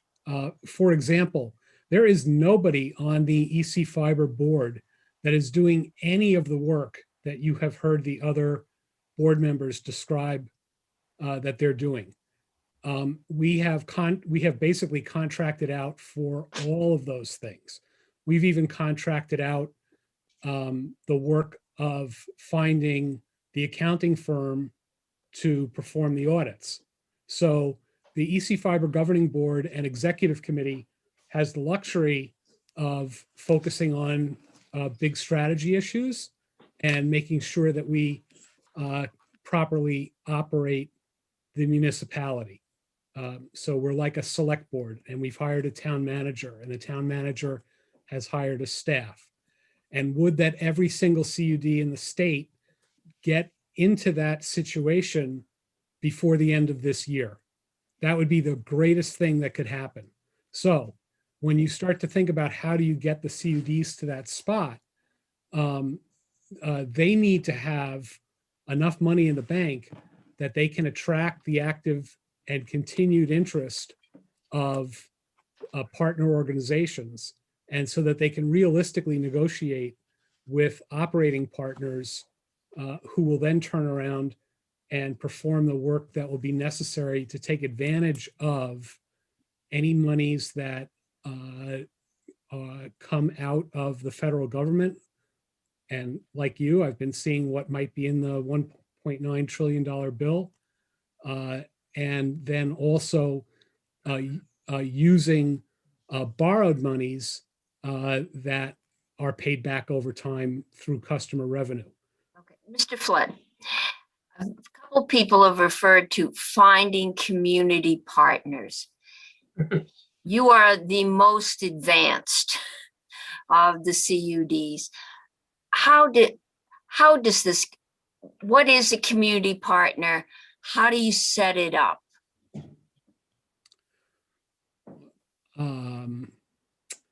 Well, in EC Fiber's case, the community partner is ValleyNet, which is a nonprofit ISP that's Okay, so this is the community partner is an ISP, a service provider. Correct.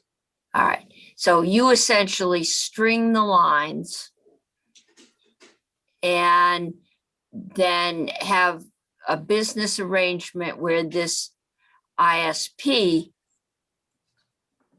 puts stuff over the lines. Is that simply?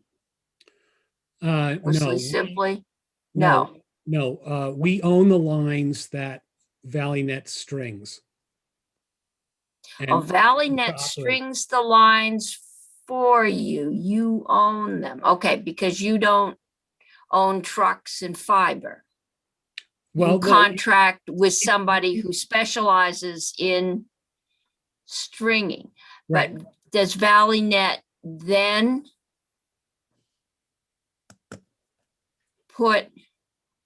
provide the internet service over those lines? Correct. Okay, so you essentially go out and do the groundwork, get people to sign up say, okay, we've got X number of customers in this area. Valley Net, you agree to string service to those customers at, you pay them to do this. How does the money flow in this?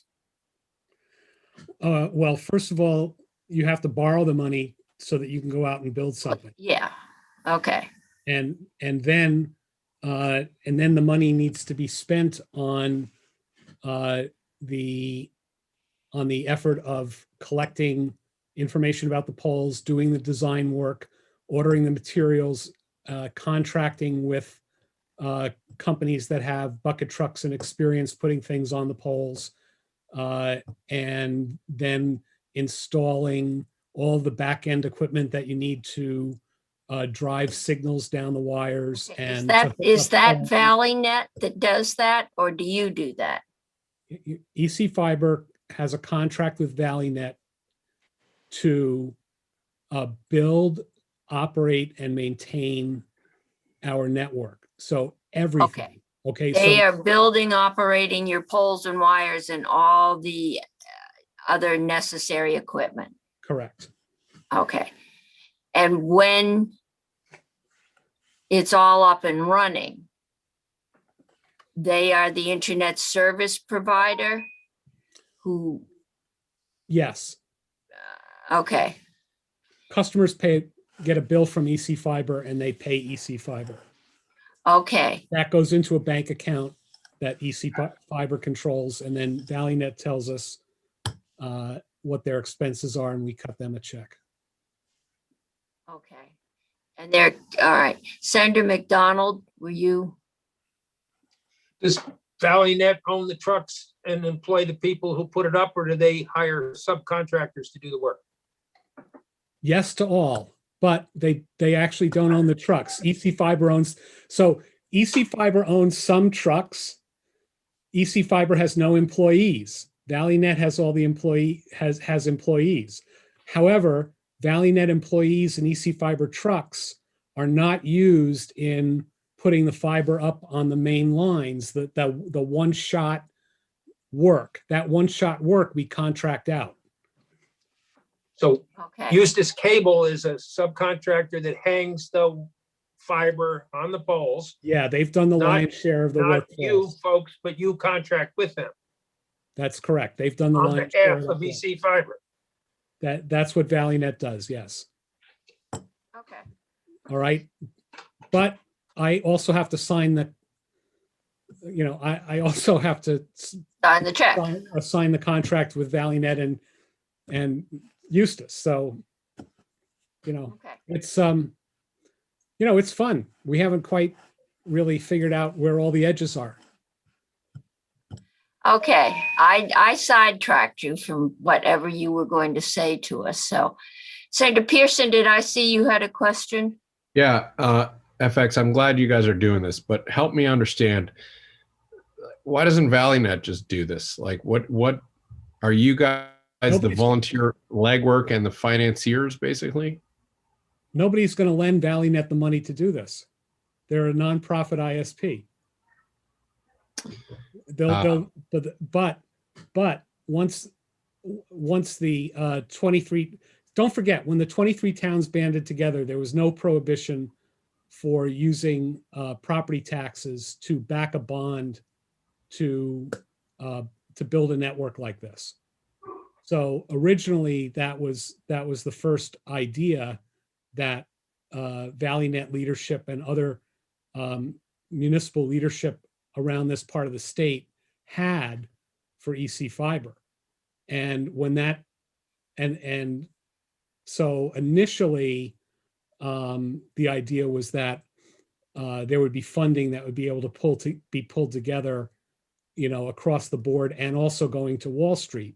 But then very quickly, we lost the property tax ability because of what happened with Burlington Fiber. That came very early on, the same year that we were formed in 2008. So, and then we were going to borrow the money in a big lump from Lehman Brothers in September of '08, and then suddenly they went out of business. So then it took us 2 years to figure out how to do anything. And the strategy was that we would, people would sign up for $2,500 promissory notes. We would try and get them cohered in villages, and we would start building some networks. So that's what we did. And 2012 was the first full year of operations, and we had our finances audited, and we did that for the next few years. And every time we went to the municipal market for a revenue bond, they were like, we don't know what an interlocal contract is.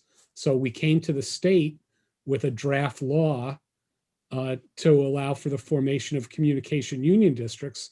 And as soon as that law went into effect, we transformed from an interlocal contract to a CUD. We went right back to the municipal bond market, and they were like, oh, sure, you're just like a sewer district. Here's $7 million. And we repaid all of our first, investors. But it took us, when you think about it, it took us 8 years to do that. And you want to figure out how to get the new CUDs to not need 8 years to get to the point where they're building 300 miles a year. And so that's why this money that you're talking about putting on the table right now, and what can they do with it between now and the beginning of July, when not only money in our state budget is coming through, but also when we think that there might be things like $100 million to the state, plus there's also another provision that I don't know how many people have heard about this, but they're also talking about expanding the E-rate program to the tune of $7.6 billion over the next 10 years, and expanding E-rate to include devices. So there's going to be the potential for a lot of funds. And what we need to focus on right now is making sure that every single CUD has some legitimate ways of spending significant sums of money this year, when significant sums of money start to become available. I'm not talking about putting together a way of spending all 100 million this year, but I'm talking about making sure that each of the CUDs can effectively spend $1 million, $2 million, $4 million, $8 million, depending on where they're at. So I would ask you to simply say yes to this 3.2 million, directed toward broadband in the state with an emphasis on the CUDs. I don't think, the LECAP thing, I find it's a really hard way to spend to spend a lot of small amounts of money. And if you're going to extend it to things like devices for wireless, you may as well extend it to people doing beta test of Starlink, people who don't have trees around their house anyway. Okay. So anyway, I will say, if I may, before you take questions, that EC Fiber can spend some money between now and July on things that it would not ordinarily spend money on, that would definitely advance the cause. And that would be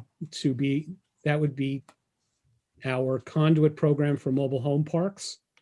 And also, as I start looking at when we are going to build out in the town of Hartford, where I'm much more familiar with everything, I've come to realize there are a couple of Section 8 housing neighborhoods that are also all conduit. So I would like very much for EC Fiber to be able to spend a couple $100,000 on reaching mobile home parks and individual mobile homes in our district this year. So that's my plug for EC Fiber money. So could I ask just a quick follow-up? And I think this could be yes or no. FX, some have suggested that when the state puts money into fiber networks, that we do it with the condition that it be open access. I'm not hearing from what you're describing as an open access. Is that accurate? Because we generally think of you guys as a successful model. So I'm just curious on that principle. Well, we certainly do sell dark fiber to other entities. And I guess, I mean, I think when the rubber meets the road, that's what you mean by open access. I don't believe Who's we? we've ever turned somebody down. But you can't, I can't offer internet to your customers. That's ValleyNet has an exclusive in that way. Yeah, but well, nobody's ever come to us looking to do that. So I can't say what our response would be at this point. I think that ideally, if we could play on theirs, they could play on ours, right? I just think that's pretty unrealistic because I don't think any of Senator McDonald has a note up if you can't see it. Thank you. Can you define we? Who is we? Are you referring to EC Fiber or? Yes. And that is essentially your governing board that makes the calls. Well, as constrained by our contract with ValleyNet. Okay. And I don't believe our contract with ValleyNet says anything about, makes any reference to that, actually. Okay. It's more of a positive, you will design, build, and operate our network. Okay, I've got Senator Hardy and then Senator Sirotkin. Thank you, Madam Chair. I just one note about this funding. I mean, the 3.6 or $3.2 million that we may or may not be talking about is federal CRF funding, and it does have requirements on how it can be spent. We can't just give you money to pay your legal fees and your grant writing fees. That's not allowed under the CRF dollars. So I think that if we're talking about additional one-time general fund money, we can, as the state, do what we want with that, but we cannot just give you money to do with whatever you want from the CRF dollars. It has to be tied to COVID in some way.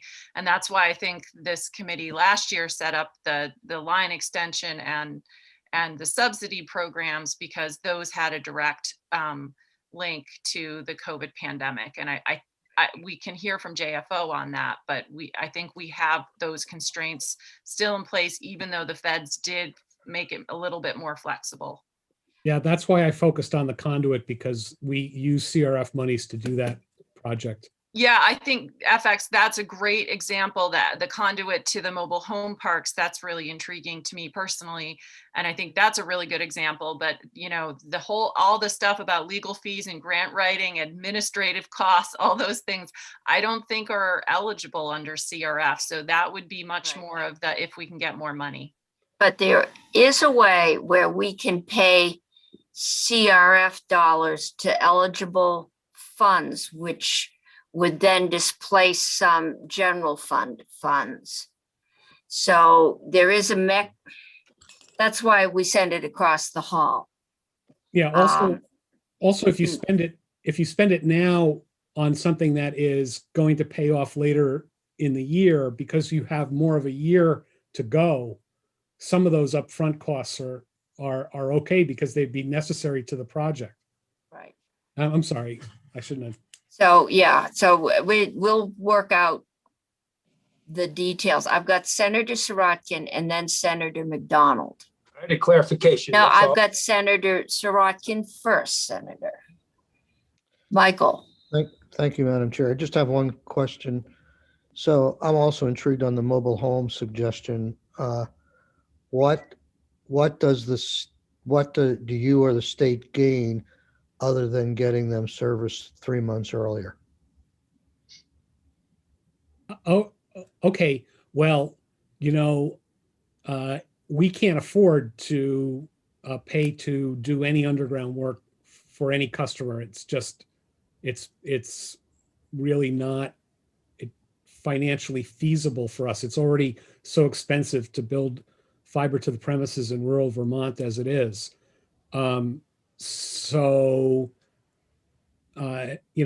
But anyone who lives in a mobile home is obligated by the state to have their utilities delivered underground. It's not a choice.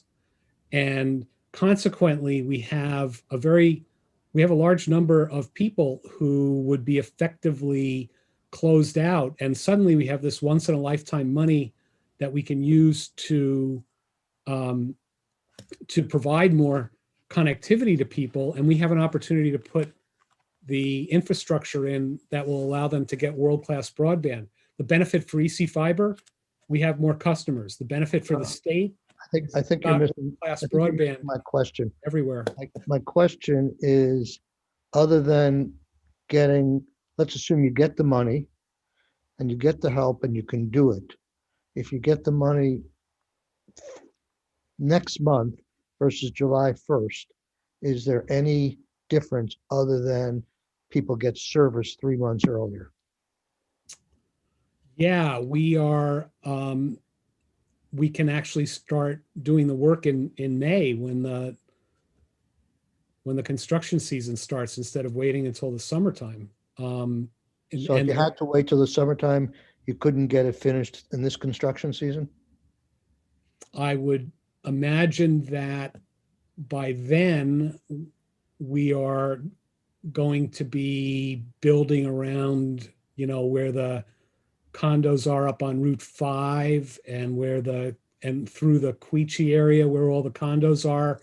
And there's going to be a lot of private work that's being done. And I think the same contractors, will be there. And so it's kind of like an ideal opportunity to jump on it right now, because we've got, we would be doing it before all the rest of that work would be kicked off. So I see it as an incredible confluence of timing.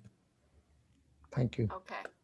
I'm going to start moving us along because we've got quite a few witnesses. I do have a question.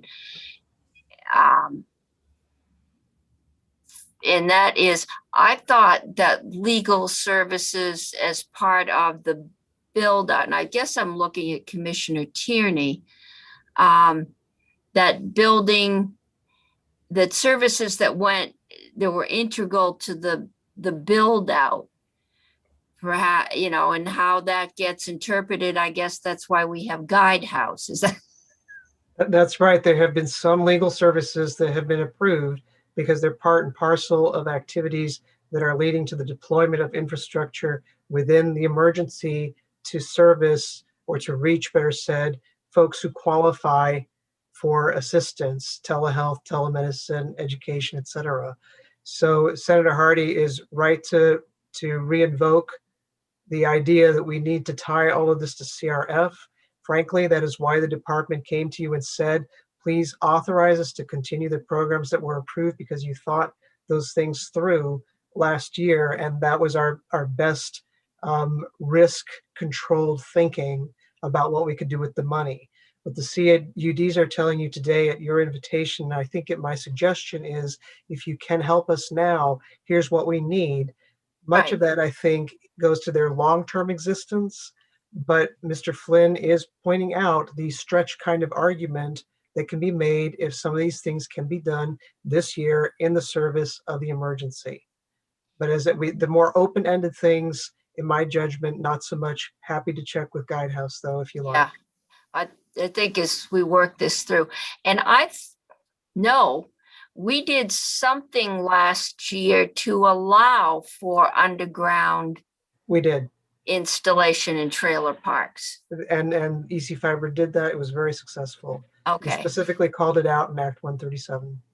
That's what I thought we did. So it's allowable, but it costs a lot of money. And if we want to do that, part of that money was in, I believe, Act 37. We had money for that in underground. Yeah. Okay. Yes, you specifically allocated money for it. And The point of this conversation was to say if you were inclined to take money out of the subsidies that you authorized last year, or if you were inclined to take money out of the line extensions that you authorized last year and to create out of that Section 13 money, additional money for the CUDs, here are the kinds of things that you might spend it on. And our judgment was hear from Mr. Fish and these CUDs what they say is best. But some of the conversation right now, in my judgment, is going into areas where a guidehouse might have some trouble approving. This, Not all of it, but some with of it. my understanding, just in the limited discussion, is that this is kind of a tightly focused. It is. We didn't expend all the money by the end of the year. And That's we correct. held on to it to go That's through right. because the agreement is most stuff is going through the budgetary process. Right. with the committees. But there's some money out there, and we might be able to get a little bit of it. Last year, we did it with the essential worker pay, and we did a couple things like in the first few weeks of the pandemic to get Yeah. some money out the door. And I'm seeing this as, Yeah, yes, Yeah. this is the opportunity I tried to create by preserving this money so that the legislature and the administration could say, okay, is there anything else we want to do on broadband before this money goes someplace else? And that's the conversation. okay. I'm going to move on to Ann Manwaring.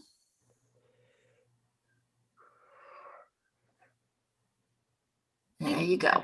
Madam Chair, I appreciate it. It's good to see you all again.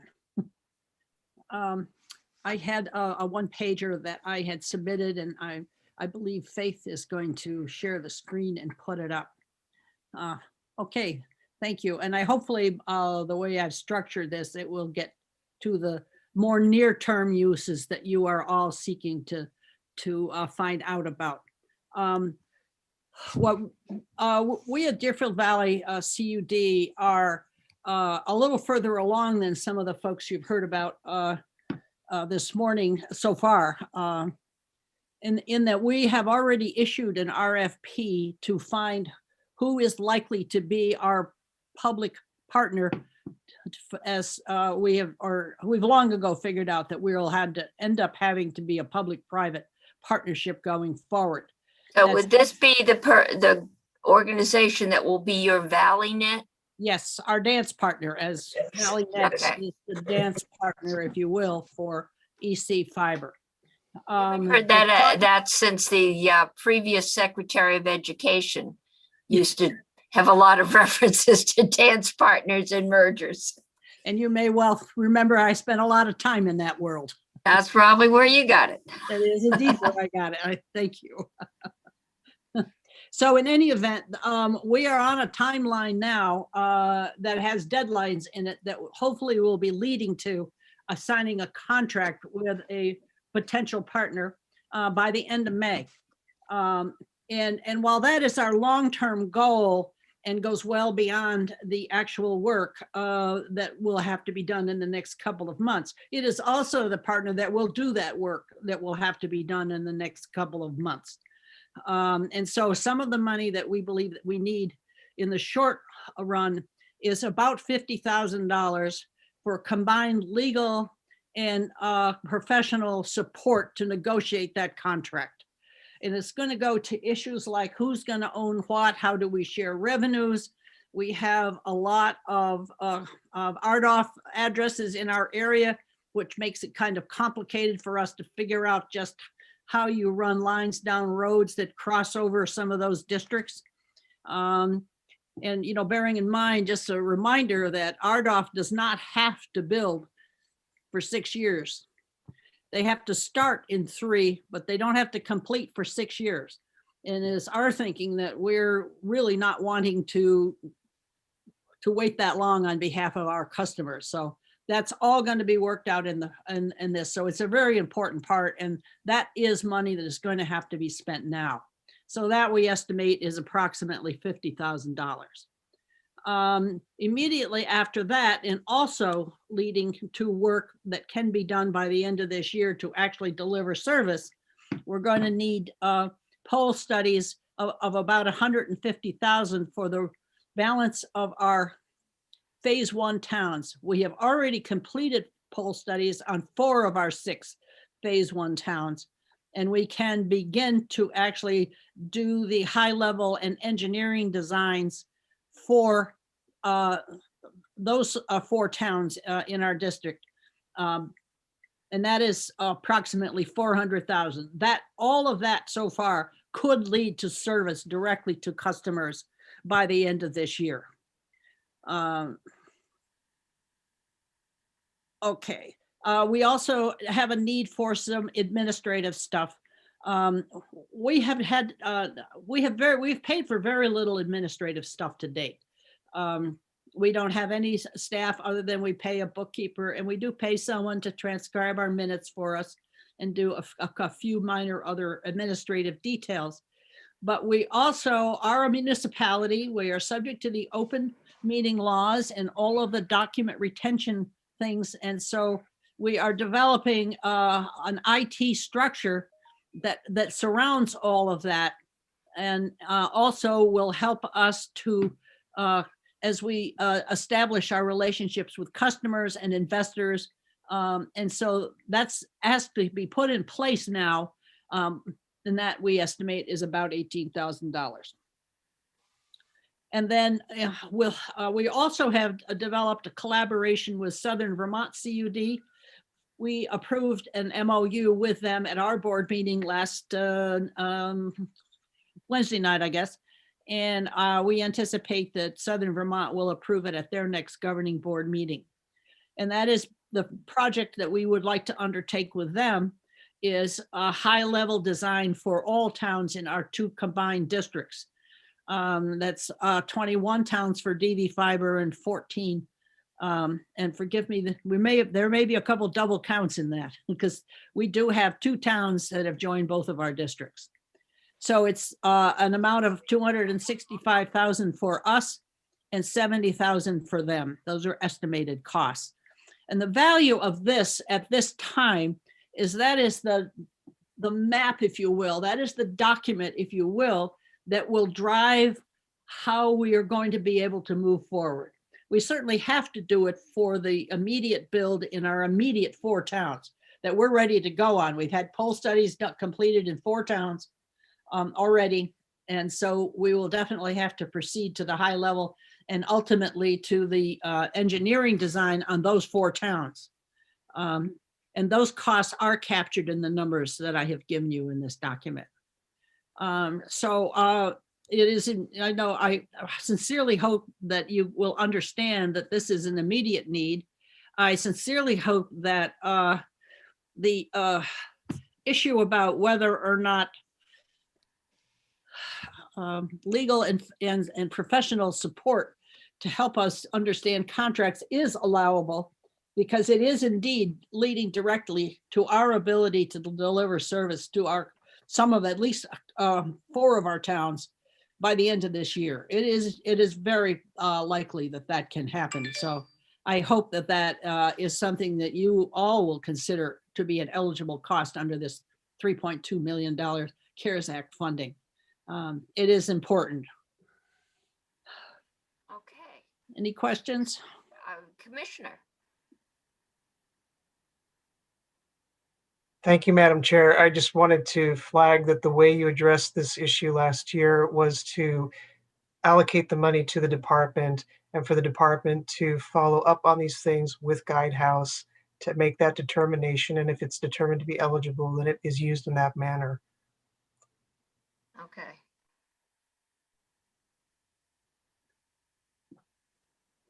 Okay. Madam Chair. We don't decide what's eligible. We can think it, but there is a final filter. We can go ahead and do it anyway, but we have been warned that it might be risky if that's in fact what the warning is. Ann. Just a question for Commissioner Tierney is, were these types of costs precluded in the original CARES Act funding? No, some of them were. The issue was whether it could be done within the constraints of time and so forth. Got it. And you've made the case that it can be. Sometimes the questions we get are, is that really so? Or isn't this really directed at something that's more long-term beyond the window of the immediate pandemic emergency? Mr. Flynn several times has made this argument very effectively that it's really both. But my point is that I don't think the committee can expect of itself to resolve these things on the fly like this. And the system they've had for doing this so that the state is best protected from an audit and clawback has been to authorize it within the parameters of the program that the department then vets through Guidehouse, and that I think JFO has also tested, or Joint Fiscal, the Joint Fiscal Office. Thank you very much. I appreciate the clarification. Okay, any other questions? Okay, if not, I'm going to move down to Leah. And Leah, I'm not even going to try and massacre your last name. Thank you. I will help out. For the record, my name is Leah Kilovadiova, and I work for the I Lamoille haven't County messed Plan- up Leah. So. I work for the Lamoille County Planning Commission, and today I am representing the Lamoille FiberNet Communications Union District, for which the Lamoille County Planning Commission has been providing consulting services. I prepared a presentation, and I will only focus on a shortened version of it, but perhaps the way I would start is to frame my testimony following up on the structure that Anne Manwaring just presented. Our CUD was formed in July and currently has 8 towns. Our main accomplishments since the CUD got into existence is that, similarly to other CUDs, we completed a feasibility study, and we are a few days away from completing the business plan. We were able to use the CARES Act funds last year for a pre-construction activity, which was the utility pole assessment, and we were able to complete that fully in 3 of our towns and then partially in additional 2 towns. We would like to continue focusing on pre-construction this year, and perhaps this is where I'll bring my slides so I can share with you what you've heard today, but I'm just going to bring up these financial figures in terms of what it means to our CUD. And I appreciate, or I apologize that I don't fully appreciate the nuance between what's CRF and what might be some other funding. So please just take this as a presentation of what we need for 2021. Goal 1 is to keep the CUD operational. The district has resources currently for a district administrator or the operations coordinator position for the first 3 months, and would need additional 45,000 to keep going for the rest of the year. We do pay our accountant or our bookkeeper and our clerk, and would need resources for those positions. One of the things that we didn't quite have time to do as we were standing up the organization in 2020 was to set up a fully secure email and data and communication system that makes it easy to be fully compliant with Public Records Act. So we would like to invest some resources into that this year. And we would like to keep our communication going through the Front Porch Forum, which has been very effective and very useful, and need a little bit more money to keep going with that until the end of 2021. Our second bucket, okay, here we are, is the pre-construction bucket. As I've indicated, our business plan is almost finished, and it is predicated upon developing a public-private partnership with ISPs. So similarly to others, we do need resources to engage professionals in helping us develop that public-private partnership. We do have in mind a construction project in 2021 that would be a 50-mile project. We cannot do that without having an ISP partner. So ISP FAR partner first and the cost associated with that. And then we'll need resources for design engineering and for utility attachment applications. You had earlier spoken about a grant writer or loan writer for the applications. That's something that we need, and whether we obtain it as a RCUD or it's more of a statewide function, both of those are good choices. It just would be great to have access to those resources. And I've listed the total pre-construction cost envisioned for 2021, and that concludes my presentation. Thank you. Questions? Not seeing any. That's one of the advantages of coming late. Okay, not seeing any. I've got Sharon Figard. Thank you, Madam Chair. How are you? I'm good. How are you? I'm well. I'm well. So I will say that I am here speaking on behalf of the Northwest Communications Union District. I am their newest member and the least technologically savvy. So I am basically sharing information that was given to me. And will do my best to answer questions, but might not be able to answer them, and we'll have them answered at a later date through email. Do not assume that most of this committee is technologically savvy. We also rely on our experts. Right, right. Well, so the Northwest CUD is 7 months old. We have 12 confirmed member municipalities with a few others that are in the process of perhaps joining. We provided Wi-Fi hotspots to communities and run a successful survey of broadband need in the region. We had enough respondents that we have 95% or more confidence in the results of that survey. In coordination with the Northwest Regional Planning Commission, we've currently completed a feasibility, are currently completing a feasibility study and a business plan for broadband. We are entirely volunteer run, though we have administrative support from the Regional Planning Commission. And our board members have contributed thousands of volunteer hours to getting the organization up and running where we are now. Obviously, the support from the state and the Vermont Community Foundation have been critical for this to have happened. And because we are a young CUD, we need more flexible funds for overhead, administrative costs, planning, and engineering costs. We're not anywhere near legal costs yet. Without this support, we may not be ready to fund build out if federal funds do become available for that. The total that we would request of the remaining CARES funds would be $130,000, though I have heard what would you do with if we ask you what you need for 3 months, and I emailed and got a response that $38,000 if it was only for a 3-month period, that $38,000 would cover RPC support and a broadband coordinator.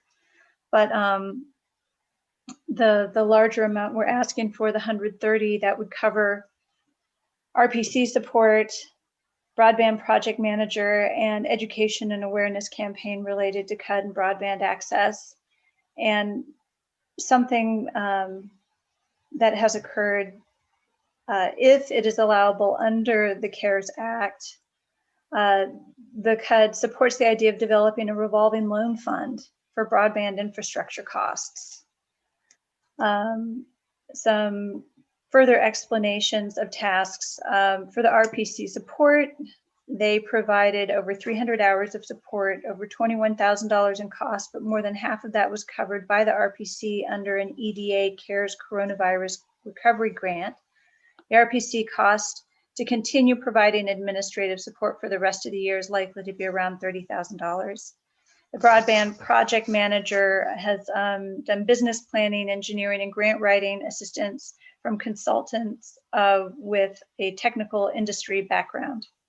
And education and awareness campaign would raise awareness about the CUD and what residents can do to promote greater broadband access.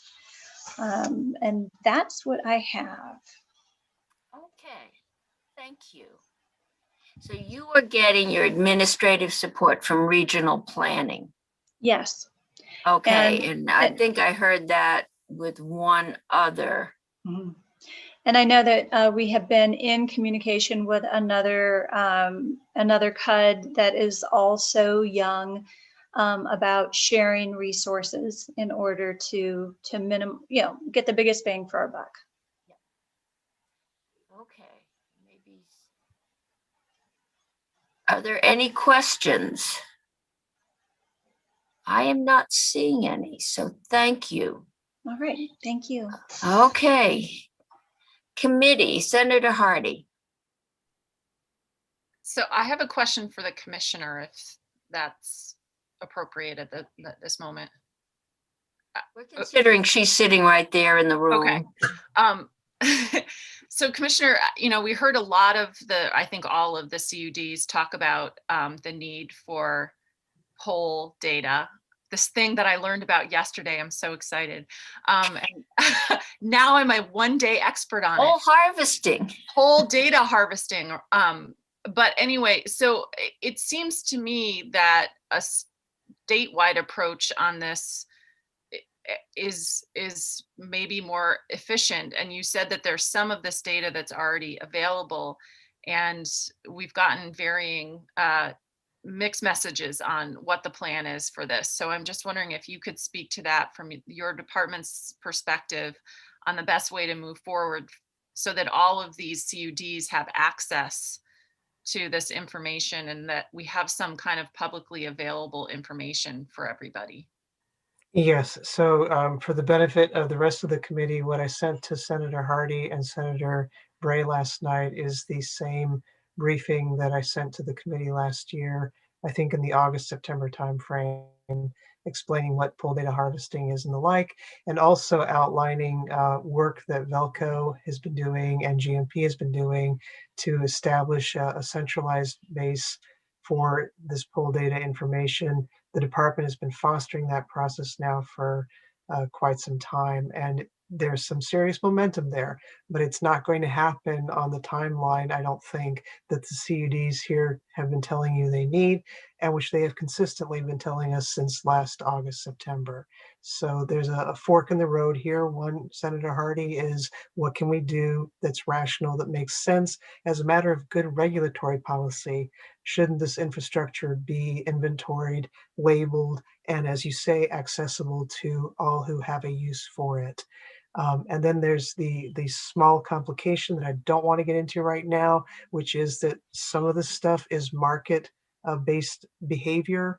There are market players who have polls in our state who do not see the information as information they need to share. There's an element of litigation risk that we aren't going to deal with right now, but you need to understand it's there.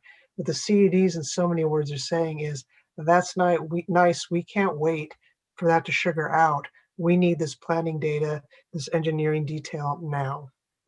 And so several of them last year had stood up proposals under CRF to do the kind of studying that I think Ann Manwaring was describing a little while ago, where they actually completed some of that work. And also I think Ms. Kilvadyova in the Northeast Kingdom. They got that work done using CRF, and that was great. For some of the CUDs, it was a little too late, and so they were not able to use their CRF money for this. I think it was Mr. Flynn who last August, September had proposed a statewide approach. I believe he was in a HET last month describing a variation pared down, you'd really have to ask him. But what the administration put in its white paper was a bucket of money that would deal with poll data harvesting and related or derivative products that come once you have that data, the engineering and the design. And the governor was proposing $1.5 million in that neighborhood of that $20 million spend for it. So what I've tried to do is cover the base either way. I've said, you know, you might want to consider taking some of the money from the subsidies, some of the money from the line extension program, putting it in a pot that could be available to fund CUD activities, poll data harvesting to scale for them in their individual systems or territories might be a good thing, because now there is enough time to get that done, provided that we can document that that work is being done for the sake of the emergency and not for the sake of long-term planning. And if that isn't the route you go, which is understandable if you make the decision either way, or if you give me the authority to try and we don't get it done, then plan B is to pick that up in the $20 million spend through the white paper proposal. And conceivably the HETS Vermont Community Broadband Authority model, which is also under discussion, and then any other model that may come during this session to revive the VTA. Does that answer your question? What I've not yet gotten to is the hiring the college students and the No, high that's school okay. That was students as you propose. Yeah. I was like, we can get a little army of college students to go around the state and, you know, get this data for everybody. That was what I was somewhat facetiously, but also somewhat seriously talking about with the commissioner. But one of the things that if we're paying for the CUDs to collect some of this in a much less centralized fashion, I still think it's really important that this be in some kind of central database so that if it needs to be used by somebody else, it can be used by somebody else. And that, you know, it's sort of state public information if the state pays for it to be collected. So I want to make sure that that kind of thing is happening. Well, what I said yesterday was, I think it agrees with what you're saying, is that as a matter of principle, at least, yes, that would be the optimal scenario, that information, having been paid for with public funds, is available. One of the tensions, and you really don't want to spend time on it right now, is that the CUDs have to act in a competitive landscape. And so, you know, what you're conceivably looking at is their information is all out there. It's public. It's accessible freely by anybody, but their competitors isn't necessarily, or that's at least a litigation risk that needs to be resolved. And I can't sit here today and answer this question for you. I'm just flagging that by way of indicating why it's not quite as clear as you are intuiting. That's fair. That's But fair. as a matter of principle, you're absolutely right. And we can mandate that. It's just we can't be sure what the actual enforceability or effect of that mandate is. And in a scenario like that, a lawyer typically says, well, if that's really what you want, mandate it and fight about it later. Right. I mean, it just sort of goes to an earlier point that Senator Pearson was making about open access. You know, if we're precisely, you know, so Madam Chair, may I just add that we do have a legal opinion that I got between Maria and Tucker Carlson late last year on this very subject, and I'll reproduce it and send it out to the committee, and it may shed some light on this issue of what is and what is not public. Oh, that would be helpful, Senator Brock. Thank you. And I think we're starting to get into the weeds, and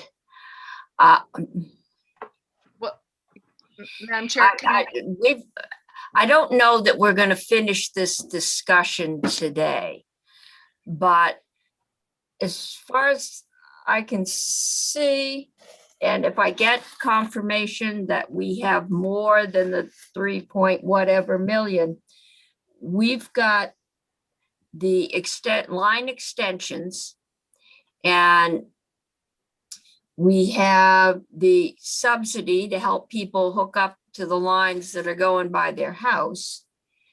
We have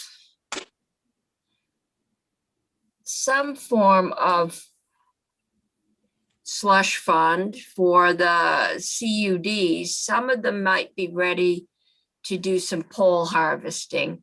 but I think every one of them said they need some legal help figuring out how to get everything set up in the first place. And I think Rob said his pre-construction cost, and that was at 1.5 million as a ballpark. So Commissioner Tierney.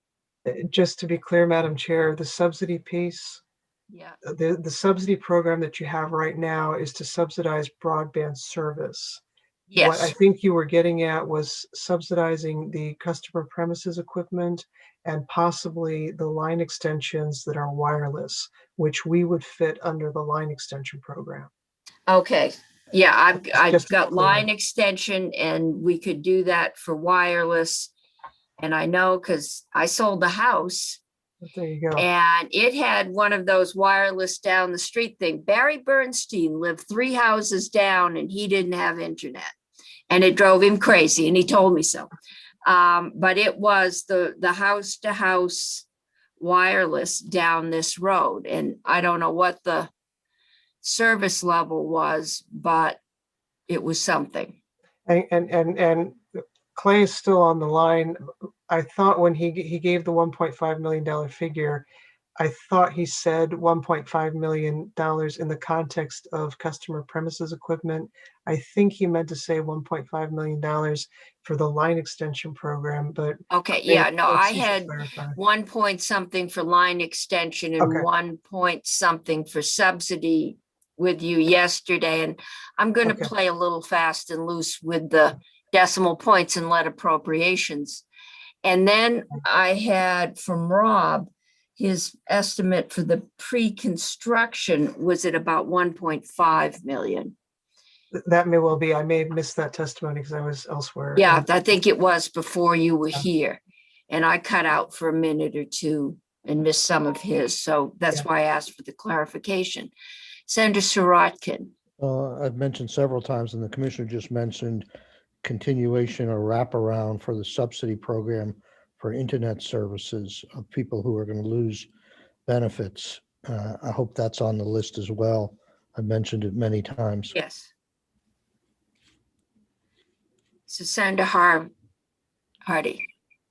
I was just gonna make a proposal for our our funding potentially of if we have 3.6, then saying 1.2 million for each of these purposes, the CUD pre-construction, the subsidy, and the line extension program, which would include, as the commissioner just described, the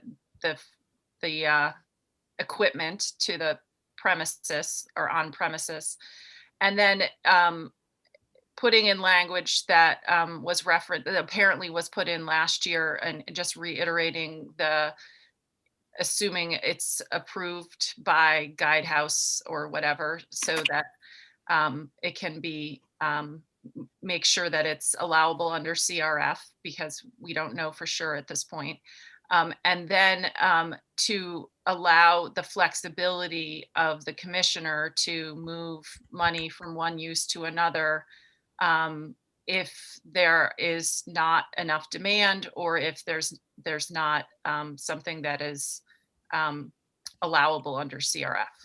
And that would be covering these 3 bases, getting some money out into the field for the CUDs immediately, addressing the needs that Senator Sirotkin has mentioned, addressing the needs that Senator Brock has mentioned about equipment, and also continue and following up on the line extensions for those people who applied but didn't get them. So that's my proposal.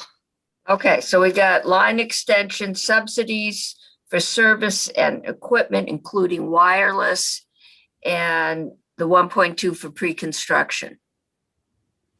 Okay. Madam Chair, Yes, with the Yes. flexibility to move, and also with the language about making sure it's allowable under CRF. That I think we had on, that you all included last session. Okay. Clay. Thank you. not to throw a wrench in the works, but But actually came to our attention last week. Another idea for spending a very small amount of CRF, about 50,000.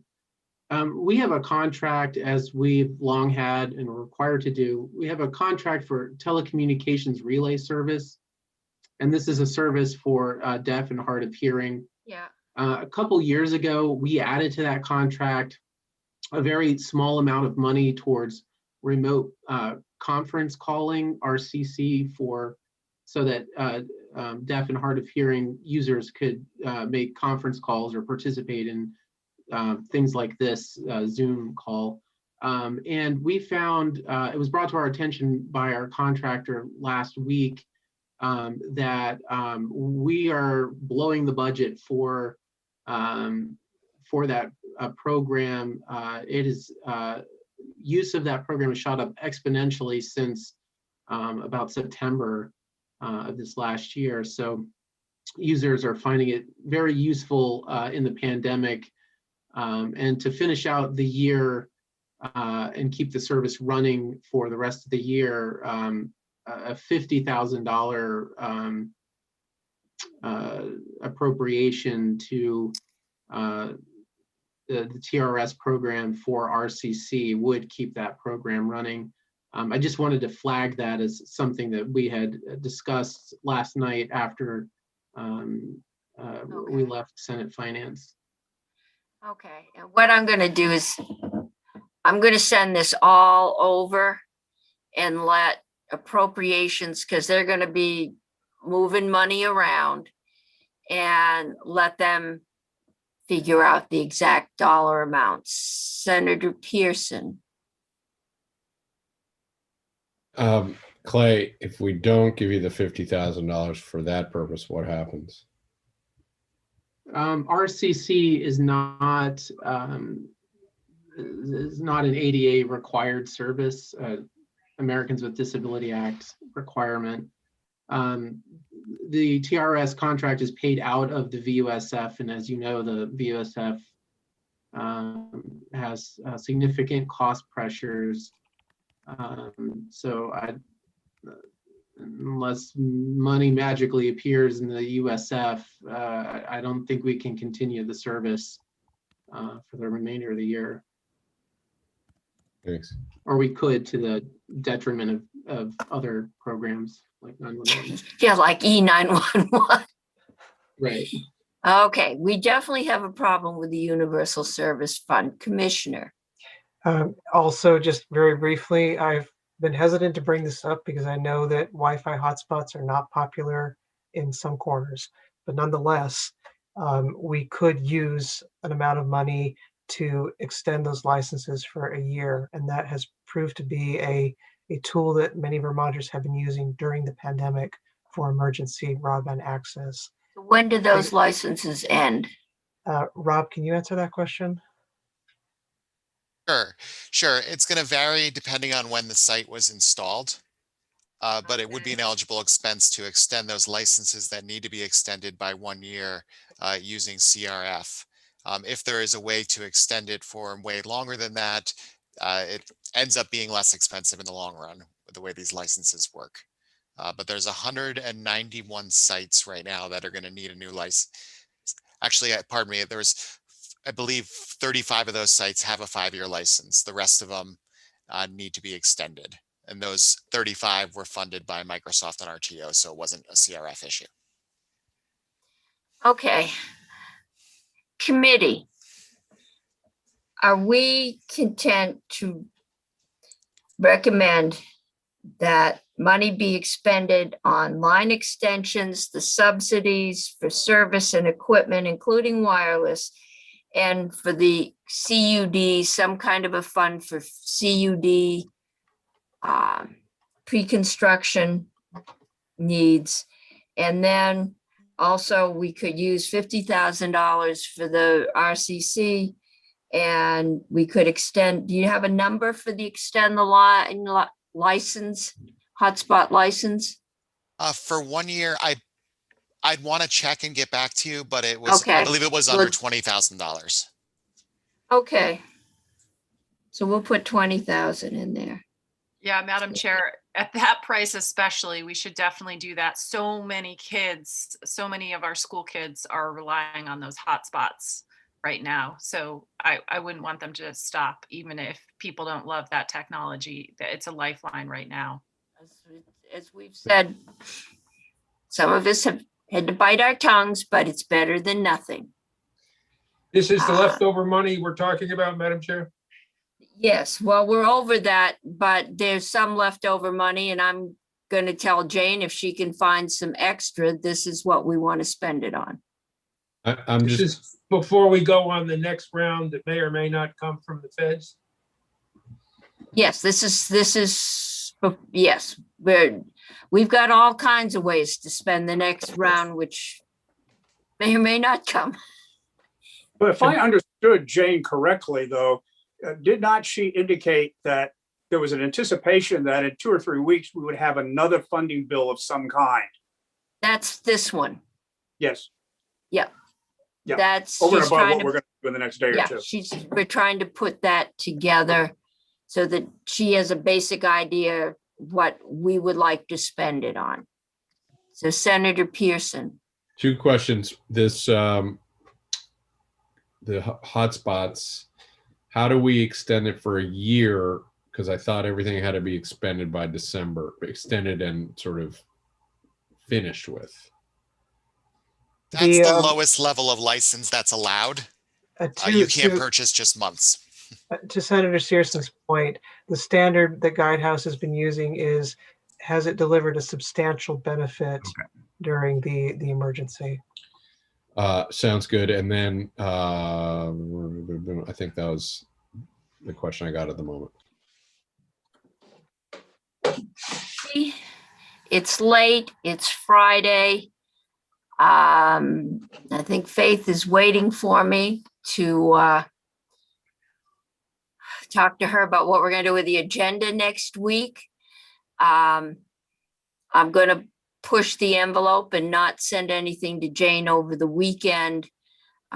Get your thoughts to me, but right now it looks like we're doing the extensions, the subsidies, some kind of, and money for the RCC and the money to relicense the hotspots, and it would be cheaper if we did it for more than 1 year. And it sounds like as ongoing legal services and grant writing services, and then the usual engineering and pole harvesting are there. And so we can, but that's probably for future funds. Senator Hardy. I was just going to say the CUD money, we could just leave it flexible and say Yes. this chunk for CUDs. And then if that stuff happens to be allowable, or we are able to put in some general funds, then the commissioner would have the ability to use it, to deliver it for that. Yeah, I said a slush fund, but we will just have a fund and it can be administered by the department that's been doing this. And they have access to Guidehouse and can make allowables. Senator Saratkin. I think we need from the commissioner on Monday, just a cost estimate on the subsidy for internet service. I would think all we need it for is for people who are not eligible in the new federal program and only through July 1st. And we can deal with whether we want to extend it further in the Budget Act. But there would be a gap if we didn't do it now. So I don't think it's going to be very. Have that level of detail.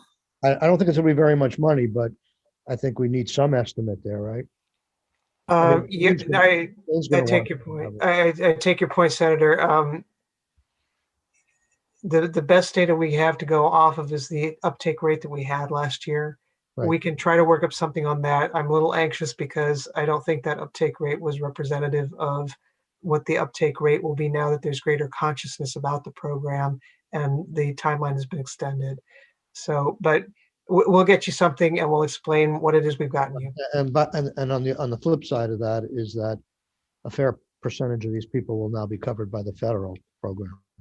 I hesitate there simply because we did not do any means testing the last time around. I think that's that's a common sense assumption, and I'm really grateful that you are focused on the need to continue a subsidy to folks who are not falling within the low income. Say priority to those that are Yes, low income or priority. about to lose service. Exactly, but I think the need is much greater than we understand. So Okay. we'll get you something. Okay. I thought we already did that this year. We did We- it. we We did. did it through the middle of. We did it today in budget adjustment, actually, with general fund to keep it going through till the federal program came. But now that we have an opportunity to avoid a further gap, that's what we're doing. You're talking about mid-March to July. Right. So does Wanna this mean, send Madam Chair, that when this is done, and it seems like a no-brainer, and many of the CUDs are in different stages of their work, and this has allowed people to move from one stage to another, no matter where the CUD is now. But does that mean the barn door is going to be closed, and we can look at how we're going to go forward with new money, and then deal with those issues next after we do this? I think the plan is we are going to go forward with new money. If and when it materializes, we are going to be putting in a lot of work on the assumption it will materialize. This, I've been doing this for a year. I am never going to say never for CRF funds, because there always seems to be some, it is, what is it with the mole? Whack-a-mole. I mean, it's, it money shows up and money gets moved, but this should be rounding, finishing up the money Chapter that one. hadn't been expended before the former deadline. Okay. Which has now been removed and given an extra year. Okay, So then we can set about and helping the commissioner with her dilemma of being both the promoter and regulator, and establish what we would do going forward. yes, we're not going to deal with that tonight. Hope not. Okay, good. Thank you, committee. If you had Commissioner and Clay and all the CUD people, it's a Friday afternoon. It's snowing in Montpelier. So have a nice weekend. I don't think we're getting the frigid cold or the horrid ice and stuff everybody else is, but enjoy your weekend, and I will see you on Tuesday. Any other thoughts on this? I'm going to hold off. Unless I'm told I absolutely have to tell Jane by Monday what I wanted, what we're thinking, but I don't think I will. So I think the deadline I heard was Tuesday. yes, Tuesday, but she meets the same time we do. So, and I'm having a hard time typing and watching you all and keeping track of you as you bounce around the screen. So, but we will get it. I think that's her ideal timing. I don't think the House has even sent anything over. So they were supposed to have it finished by today. And I know Representative Hooper was not at all sure that they would have it done. So I think we may have another day to do this. Okay, thank you. Ending live Thank stream you. now.